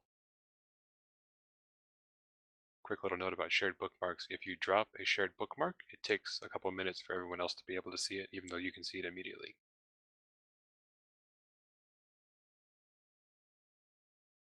Some other kind of bookmarks are inline tacticals. While you generally want to avoid that because of the prevalence of stop and drag bubbles on gates, if you place a bookmark as you're landing from warp that's more than 500 kilometers from the Stargate, you can still warp to it and avoid any bubbles that are on the Stargate. Now you want it to be significantly more than 500 kilometers because bubbles can be up to 500 kilometers is the range of effect for a bubble to the object you're warping to or from. The way you do this is by hitting Control B on your keyboard. B as in Bravo or boy. This brings up the new location window. You can choose the folder you're going to put it in, you can type in a name for it, and you can drop it while you're in warp. Dropping this as you're landing from warp, on grid with the location, but before you get close enough, is a very convenient way to make a quick bookmark, and a safe one that you can warp to. So let's all practice trying to create one of those on the VTech L gate. So I want you guys to all warp to VTech L at 100. Have your bookmark open, type in a random name, whatever you want to call it. I call these inline bookmarks, inline on grid, because that's the name of where it is, and the name of the gate, VTech L. Try to drop it as you're landing from warp, but on grid with the Stargate. So below 100,000 kilometers, usually around 20,000 kilometers to 1,000 kilometers, ideally. Because you want to be on grid with the gate, so you can see what's happening on the gate.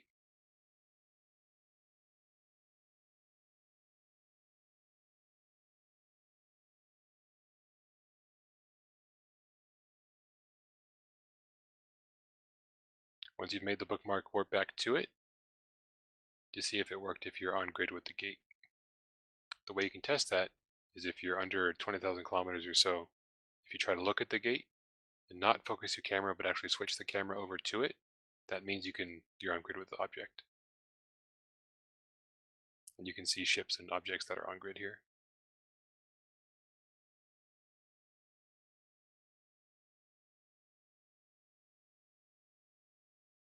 So this is actually more difficult the faster your ship's warp speed is, because you have less time to land in the butter zone.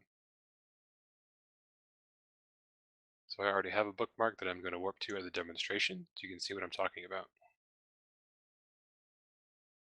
I'm directly in line between the two stargates. I dropped it while I was coming out of warp in a slower ship.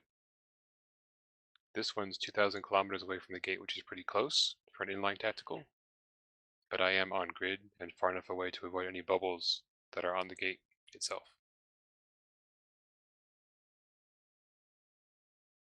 So you want to be able to make your own bookmark as you're landing from warp to the VTech Hell gate, warping back to it.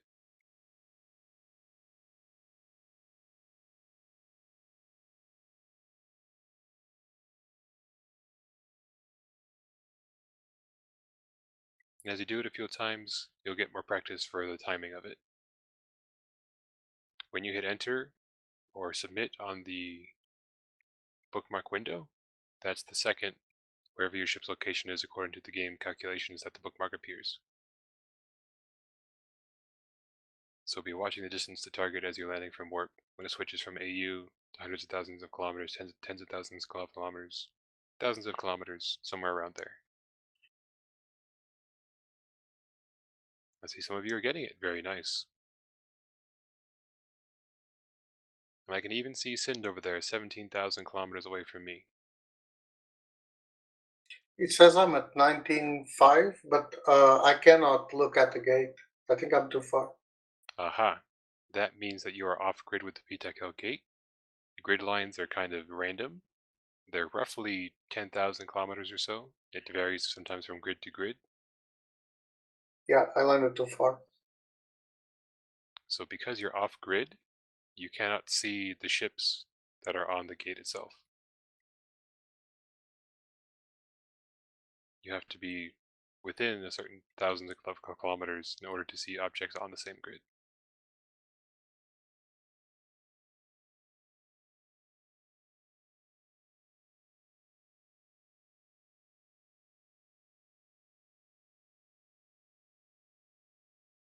Sometimes you encounter split grids at much shorter distances, where you go a few kilometers and suddenly everything that you were seeing on the same grid disappears, and you magically disappear for everybody on that grid if you cross over the grid line.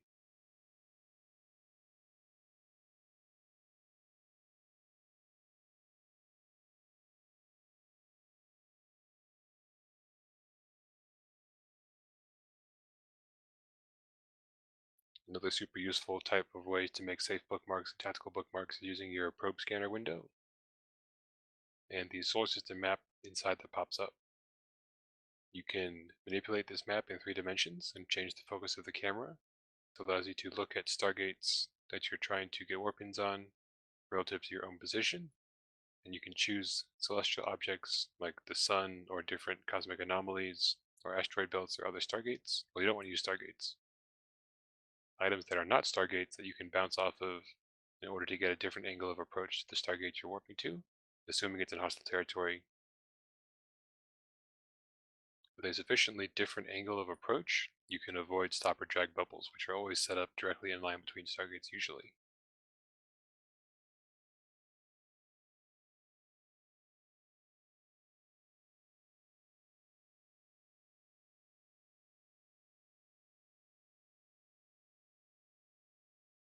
Just as an example, we're sitting here on the VTech-L Stargate. Most of the celestial objects in the center of the solar system are in line with the... Where's the GTech 3 gate in my map here? Okay, there it is.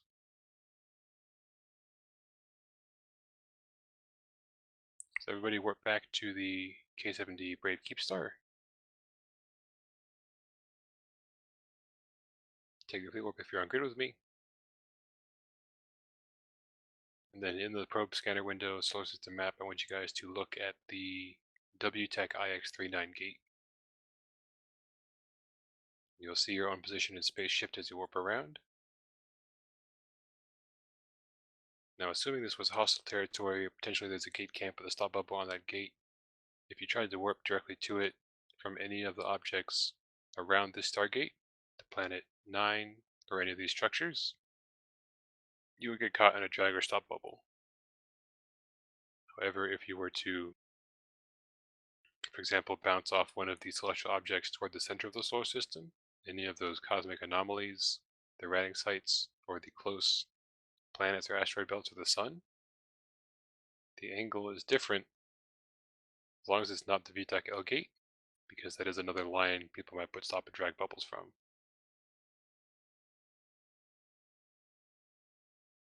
For example, you could use the planet 10 cluster would be a good example. It's a sufficiently different angle than from the VTAC L stargate. You see what I'm talking about from the angle of approach in 3 dimensions.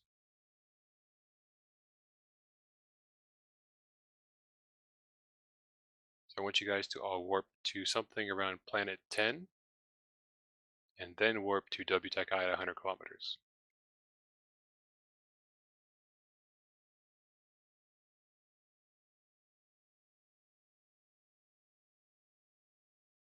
If you can't find it in the solar system map, you can right click anywhere in space. There's a list of asteroid belts and planets that use Roman numerals. X is 10.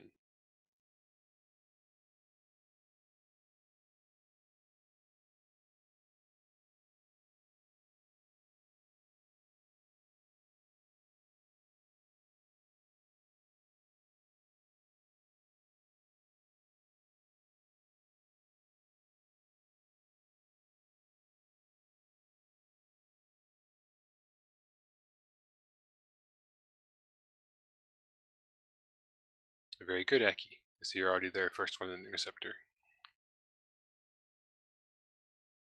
Now you're much less likely to get dragged by a stop or drag bubble coming from a different angle, from that different angle that was not a Stargate. You will still get caught by any bubbles that are on the gate directly at 0. Now the way you can avoid this if you're flying one of the 4 interceptors that have the roll bonus, you can fit the interdiction nullification module. When you activate this module, it has an active runtime of about 20 seconds or so. You are immune to warp disruption bubble effects, and you can warp to other objects. Even if there are bubbles in line with you, they will not affect you.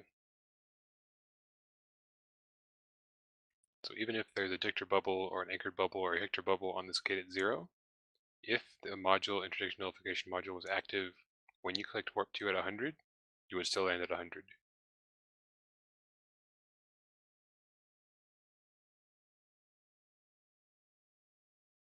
We'll go over bubbles a little more in the future, but I just wanted to demonstrate the angle of approach first from the bouncing to other celestial objects like planets.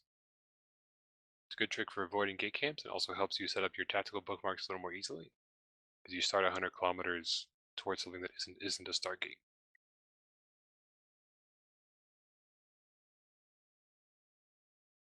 Any questions on bouncing celestial objects to avoid warp-in bubbles? Stop bubble warp lines?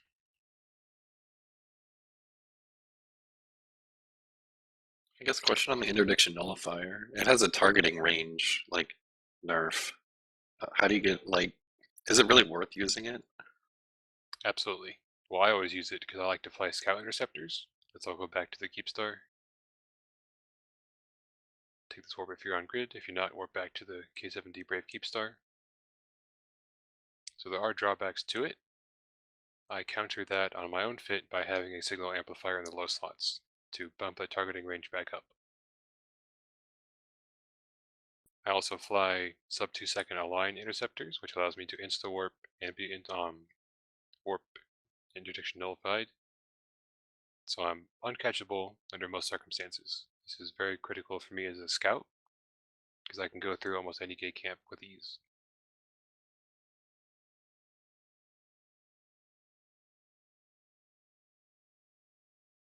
Other fits, for example, the ones that have to fit an interceptor with a bonus to the overheating modules for my warp drive instead, you'll go much faster, but you are much more susceptible to getting caught in gate camps. So it's a trade-off. Got it. And also, even though your interdiction nullified with some interceptor fits, you don't always want to warp to 0, because smart bomb gate camps will still kill you. You're still a frigate. you can't activate the repair module, it wouldn't cycle fast enough while you're in warp. So bouncing off of other planetary objects or anomalies at different angles to the stargates is very helpful for surviving and avoiding camps like that. There's a path that we frequently go to on roaming fleets that leads us through a section of Curse, and there's one system where there's always a gate camp. And they've got bubbles, they've got smart bombing battleships, they've got instant lockers, but I get through it every time because I'm a sub 2 second interceptor with interdiction nullification module, and I bounce off of planets to avoid the smart bombs. I'm going to grab my dictor so I can show you more about the bubbles. Does anybody have a scepter with the interdiction nullification module fitted to it? Yes, I do. Okay, good. You can be the demonstration.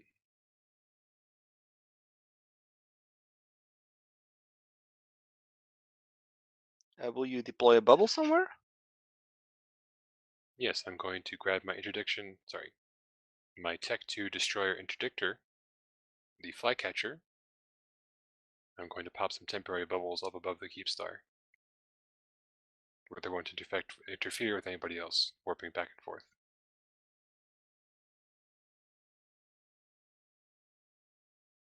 Interdictors are Tech 2 destroyers, often referred to as dictors. They can drop temporary warp disruption bubbles, which you'll see here in a moment in space. Can we also try the drag bubble setup so we can experience that as well? Okay, Cindy, you warp too soon. Everybody, please warp to Herald now. I've popped a bubble. Now, when you try to warp to an object inside or behind a bubble, you will get caught.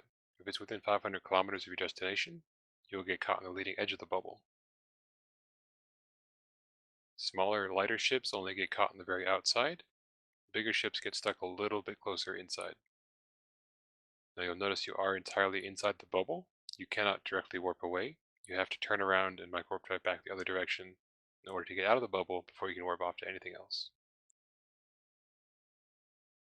These bubbles are super effective for gate camps and locking down enemy fleets, because you can catch an entire enemy fleet inside this one dictor bubble.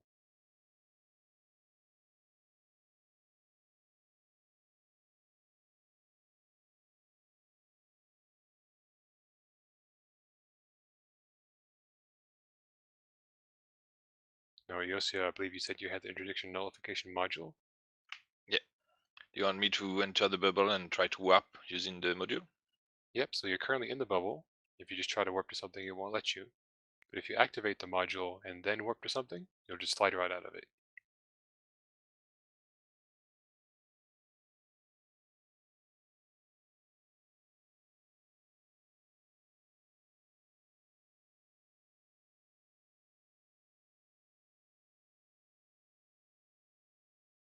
So in that situation, you were actually already outside the bubble.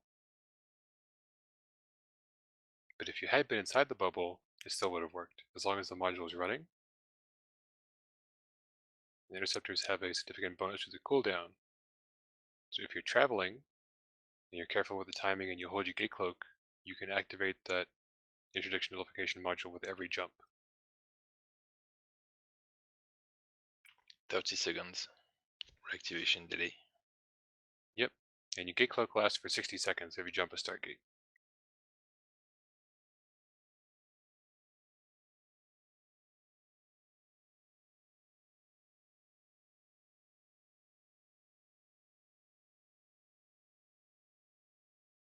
So unfortunately, I can't give you guys an actual demonstration on a Stargate, because this is local brave space. We'd be interfering with travelers. It's a safety hazard. You never know who's warping what around here. We don't want to interfere with that. You never know when a wormhole gang is going to show up with 200 bombers and murder people. But a Dictor bubble will cover, on a regular Stargate, will cover the full radius, if the Dictor is at 0, within the model, of where ships can appear. On regional or constellation Stargates, which are a bit bigger, you need multiple Dictors in multiple locations simultaneously, or to pop multiple bubbles to cover the full gate. Dictors are a serious threat to our own fleets, and a major threat to enemy fleets. They're very useful. As fast tackle, if you see Dictors bubbling our own fleet, It's a very big priority for us to lock them down by scramming them, because they often are micro-warp drive fit. And we need to kill them, hopefully, before they get to our fleet. If you see enemy dictators warping in on top of us or burning in from close range, the nearby warp-ins, you want to go out after them as soon as possible to try and intercept them before they get to our friendly fleet. Make them bubble themselves and only you, instead of all of our friendly ships, if possible. Just as an example, I'm going to start burning around here. I want everybody to dive in for tackle on Herald and the Flycatcher.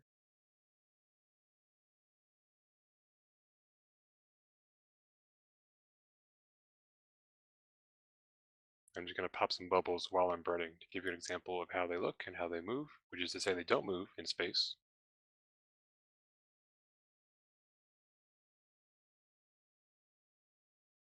If you call for backup and friendly fleet members try to warp to you and there's bubble in the way, they'll get stuck however many dozens or hundreds of kilometers behind at the edge of the bubble. Now you're all trapped inside a bubble. If the FC says scatter, we're warping away from this grid. Double click away, up, down, left, right, outside of the bubble, the shortest path, and warp off to a bookmark or celestial object.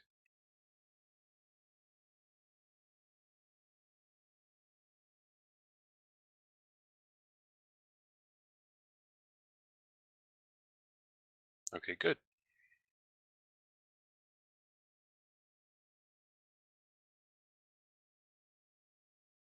If there are a lot of bubbles on a big fight grid, the angle of your warp in is important because it determines whether or not you'll hit any of the bubbles that are around the grid.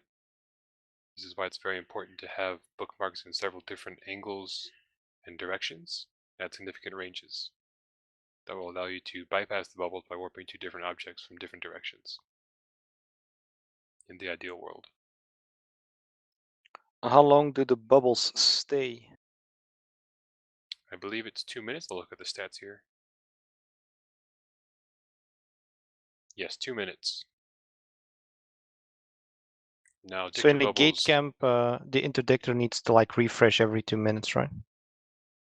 Yep, if you wanted to maintain a constant bubble presence, you would pop one bubble every 2 minutes. You can only fit 3 bubbles in the launcher at one time. It's a 1 minute reload on bubbles. Interdictor bubbles can be destroyed, but not by targeted weapons, only by smart bombs, usually on battleships or capital class ships. Or stealth bombers can launch bombs that will explode and also destroy warp distortion bubbles in the radius of effect. You said that the bigger ships will land like more in the center of the bubble. Are there also ships that pass through because of their mass, as in like maybe a Titan? No, it's only a small difference, but bigger ships end up just a little bit deeper into the edge of the bubble. On large structures particularly, you notice the difference. The tether radius can be hundreds of kilometers, in this case for the friendly Keepstar. If you're ever defending a friendly structure, you want to make bookmarks at the edges of tether in a couple different directions. So as an example, if you warp down to the Keepstar from up there, you'll land at the top of the tether radius, which is pretty significant in terms of kilometers. Even though your distance to target says 0 meters, that's distance to edge of tether.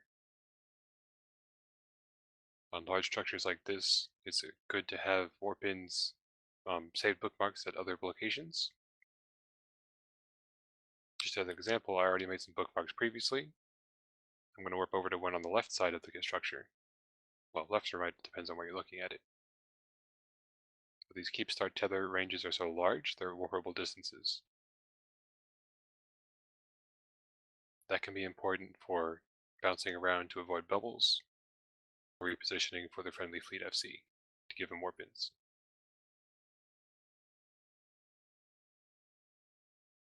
This is also useful to do on hostile structures. For the same reason, warping to 0, depending on the direction, can leave you hundreds of kilometers away from different locations. By warping to the structure at 0 from different directions and dropping a bookmark then warping away quickly, you can create very useful tactical locations.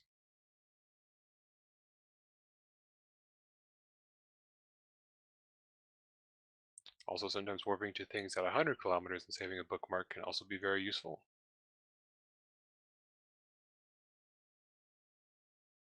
For example, I just broadcast our friendly Ansibugs here as an align to.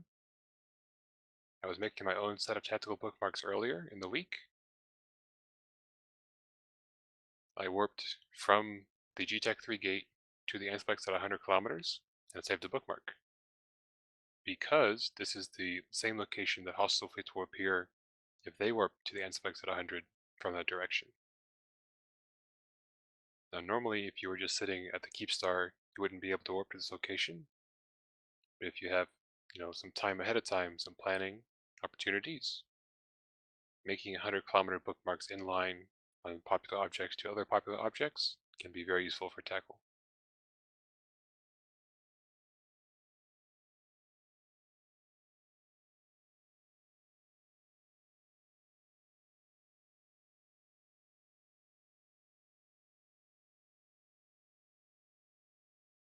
Well, here's a good one. Because you're faster than most other ships, as fast tackle you can sometimes do a maneuver where you burn in front of the enemy fleet and provide an active warp in for everybody else who's behind them.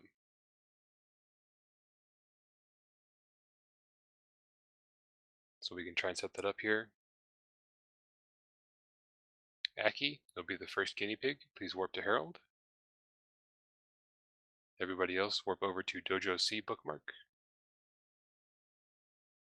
Some of you are already there. Just stay there if you're already on Dojo C.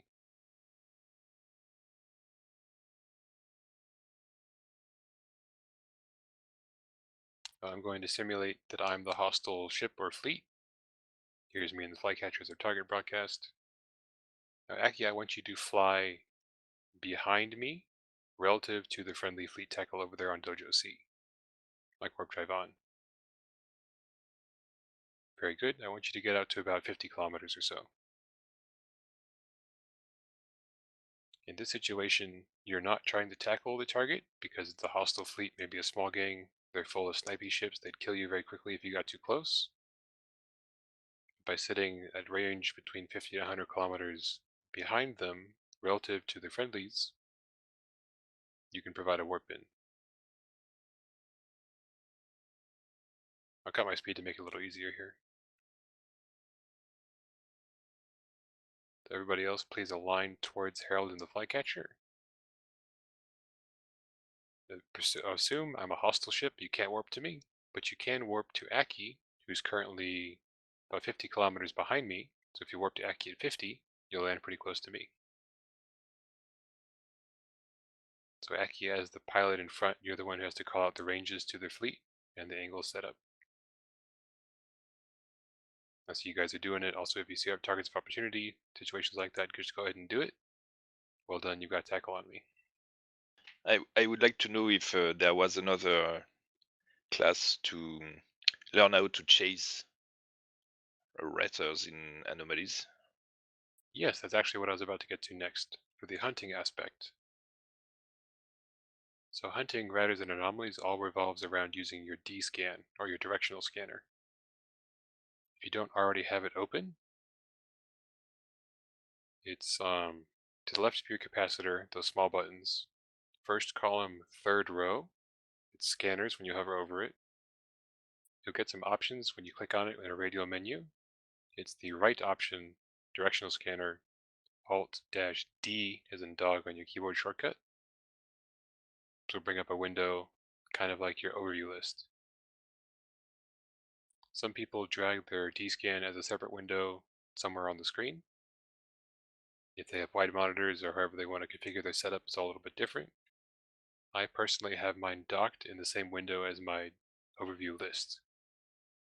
So my big kind of rectangle on the right side of my screen, I can switch between directional scanner and overview list. Now the directional scanner has two components. It's the angle of focus and the range measured in AU, astronomical units. This allows you to scan objects or ships up to 14.3 AU away from your ship. And the angle is focused on what your camera is pointing at in a straight line between your eyes, the center of the screen, and the target in front. For example, if you hold down C on your keyboard and left click on the keep star on grid, your camera will snap focus to point directly at the keep star. So there's a straight line between your eyeballs, your ship, and the keep star. If you set your directional scanner to a 5-degree angle, that will scan only the 5-degree cone directly in front of your ship towards the keep star. This is what you use when you open your probe scanner window with all of the cosmic anomalies on it, which is a keyboard shortcut Alt-P as in Pinocchio. You can then hold down V as in victory and left click on cosmic anomalies. This will switch your camera to focus on the anomaly, and if you already have your D-scan set to 5 degrees, it'll refresh the D-scan. They are too far away. We can't scan them. That's correct.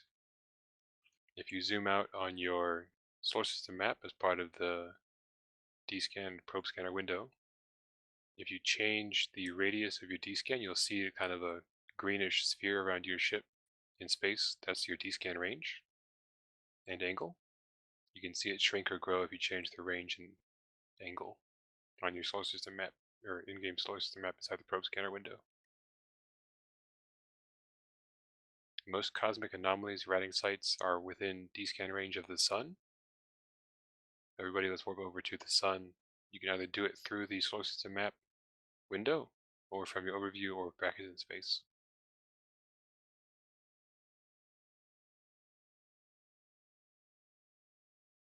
"99% of the time, the sun is a safe thing to warp to if you're jumping into a hostile system. This puts you in the center of the solar system so that you can then switch to 5-degree D-scan angle. And every time you focus on a different cosmic anomaly, you're only going to be focusing on that anomaly itself because you're in a central location. So from here, you can switch your angle to 5 degrees. You can hold V and left click on each anomaly in turn. This will show you that any ships that are sitting at that anomaly 99% of the time tells you they're running the anomaly. So for example, I just picked a random haven, 5-degree scan, and I found a paladin. That's a blue, of course, in the system. In hostile systems, that would be a target of opportunity. And a Vexor in a Blood Rider for London. Yep. And depending on the fleet that you have or are a part of, there are certain targets you would go for or not go for. Vexors are T1 cruisers, they're very easy to kill, they'd be a prime target. So are Ishtars, they're harder to kill, but they're very expensive. So you looked for Haven and Sanctums in the first place? Yes, most Ishtar riders in particular are going to be running Havens. Those are the first sites that you scan for. Now a Paladin is a Tech 2 battleship, very powerful tank and guns. You'd need a significantly sized fleet in order to engage that with any chance of killing it. But very shiny multi-billion is killing all if you do. Most hunting fleets are looking for Ishtars, sometimes Vexors, or Vexor navies, sometimes Gilas. But Ishtars are the most popular ones. So when you spot an enemy in an anomaly, you warp at 0 or at 30, at 50? How much distance you keep in order to get it the fastest way possible? Usually you always warp to 0, just because they're usually orbiting that same central location between 20 and 50 kilometers, but you don't know what that orbit puts them at currently. The D-scan only tells you they're at the site somewhere, nothing about what's actually inside the site until you land on grid that you can see for yourself. Theoretically, if you get lucky, if you orbit 50, you land on top of them, or you land 100 kilometers away from them, based on their orbit. So going at 0 is always better. There's a definite speed factor involved when hunting, because as soon as you enter local, the locals, if they're paying attention, will notice and possibly begin reacting and warping away from their site. So you've only got a few seconds to look at D-scan, narrow it to 5 degree, warp to the sun, check any havens. If you find a ship, warp to that side at 0, try to get overheated, tackle, dive in, point scram. I had the questions about tacklers fitting in Alliance fits because sometimes they are long point with web. What is the web for? Is it for drones? So the stasis webifier does not prevent warps.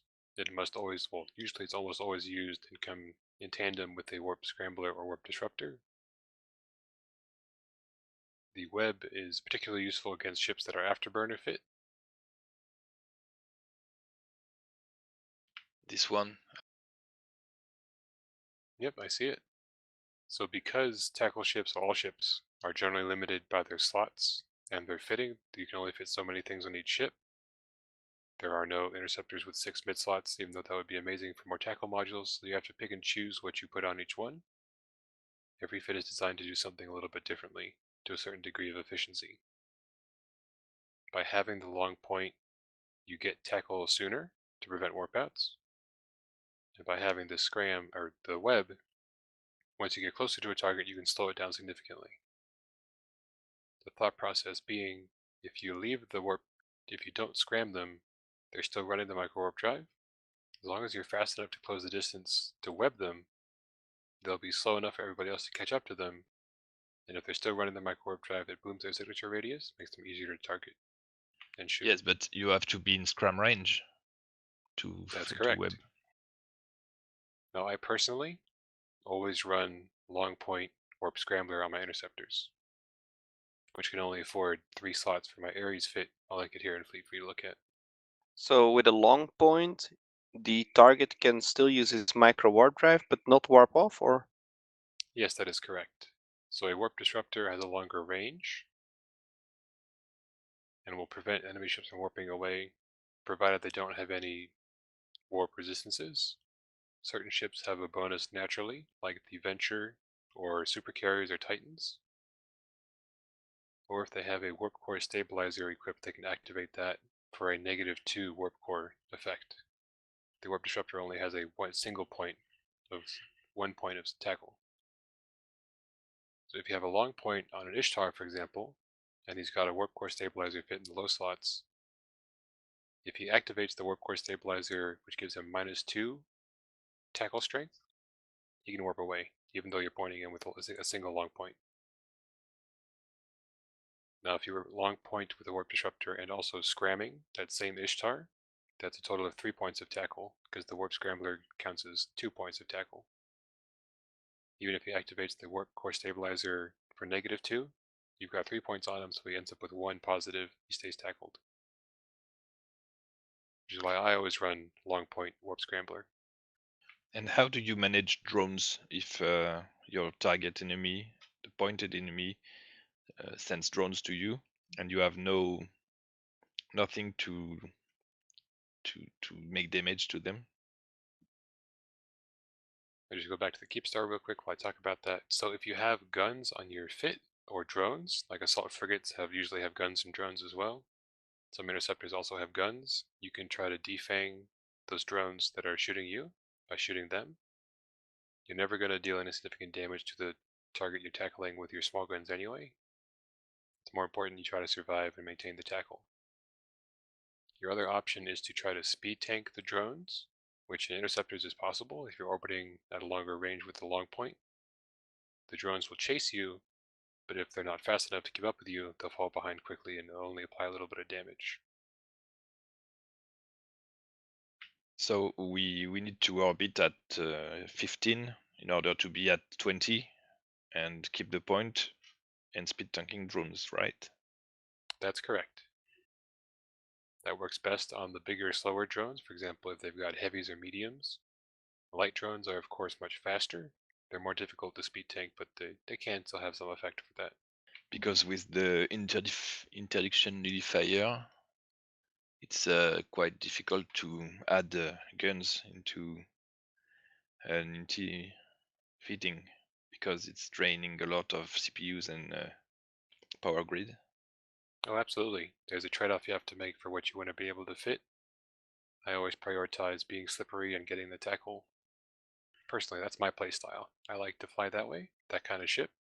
You can make your own fit that focuses more on guns and top speed, but it's less agile, more easily caught. Right. And the hull as well takes a big factor in that, the kind of bonuses you're working with. So it's no big loss to me if I don't put guns on an Ares, but if I was flying a Tyrannus, of course I'd always want to put guns on a Tyrannus because they get a bonus for that. You want to take advantage of that. Quick mention about hostile structures. Friendly structures, depending on your overview settings, will appear on the overview list to your right. However, hostile structures will not. You have to pan the camera around and look for the brackets in space.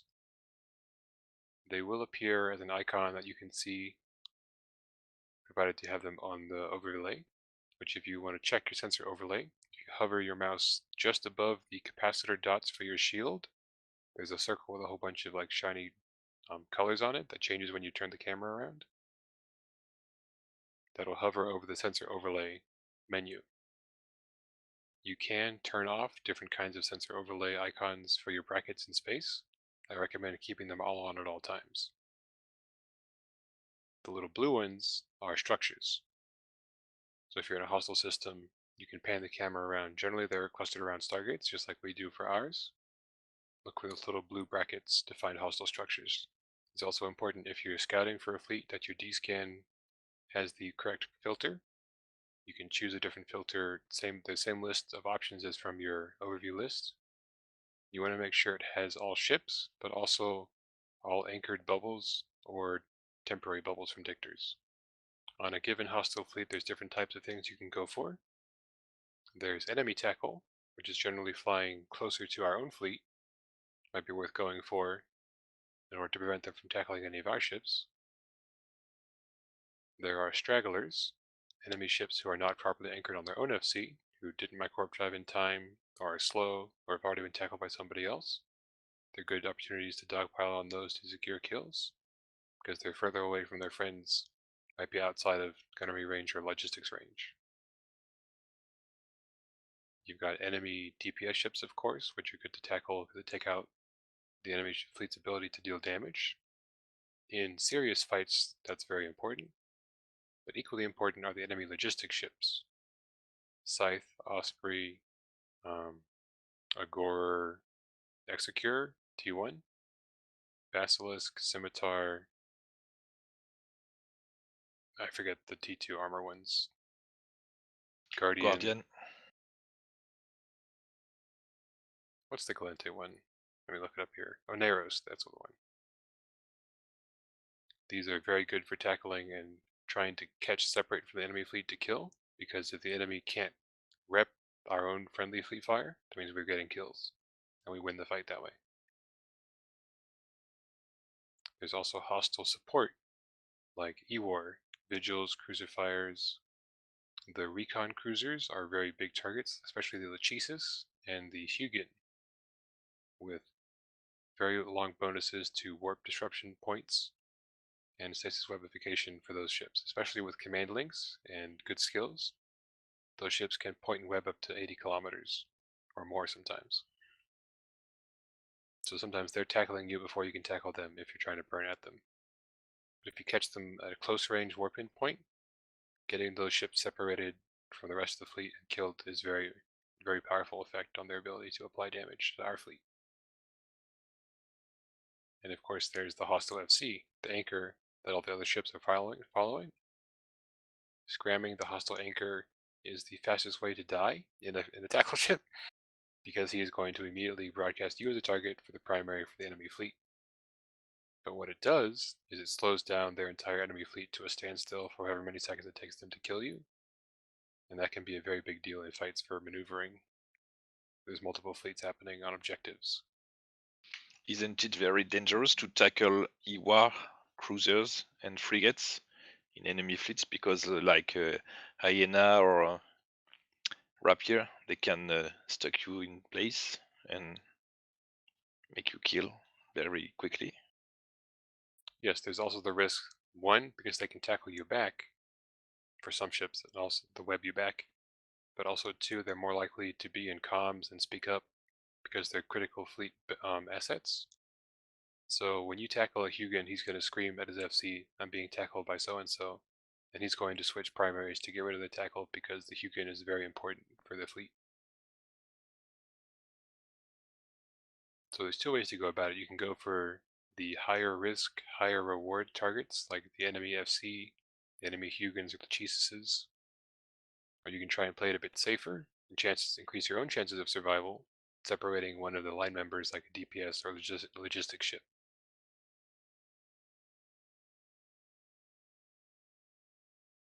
Or you can play defensive tackle, staying with the friendly fleet and intercepting other ships that try to chase after our own stragglers or our own friendly ships.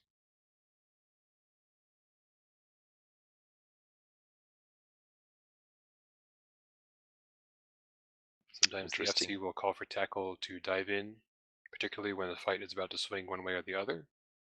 Like if we're breaking enemy ships and he sees the enemy fleet is trying to align out to a destination, he'll call for tackle to dive in because he knows the enemy fleet's trying to evacuate. Generally, in big fleet fights at least, you want to stay alive as long as possible until the FC calls for tackle to commit. That's the keyword to warp into the closest thing you can, overheat your modules, try to get tackle on something, even if you're flying straight at them. It's different for smaller gang fights because you have to prioritize your own survival versus where everybody else is. Diving in the small gang fight is going to get you killed very quickly with no effect. Yeah, it is getting late, Nova, but we've covered all my material for this class. Thank you guys for coming out. This concludes my lecture. I hope you all enjoyed it and learned something. Yeah, thank you very much for the advices and the teachings. For sure. Thank you. Thanks, Harold. See you guys. Yeah, appreciate it. Take care. Bye bye. Have a good night. Good night.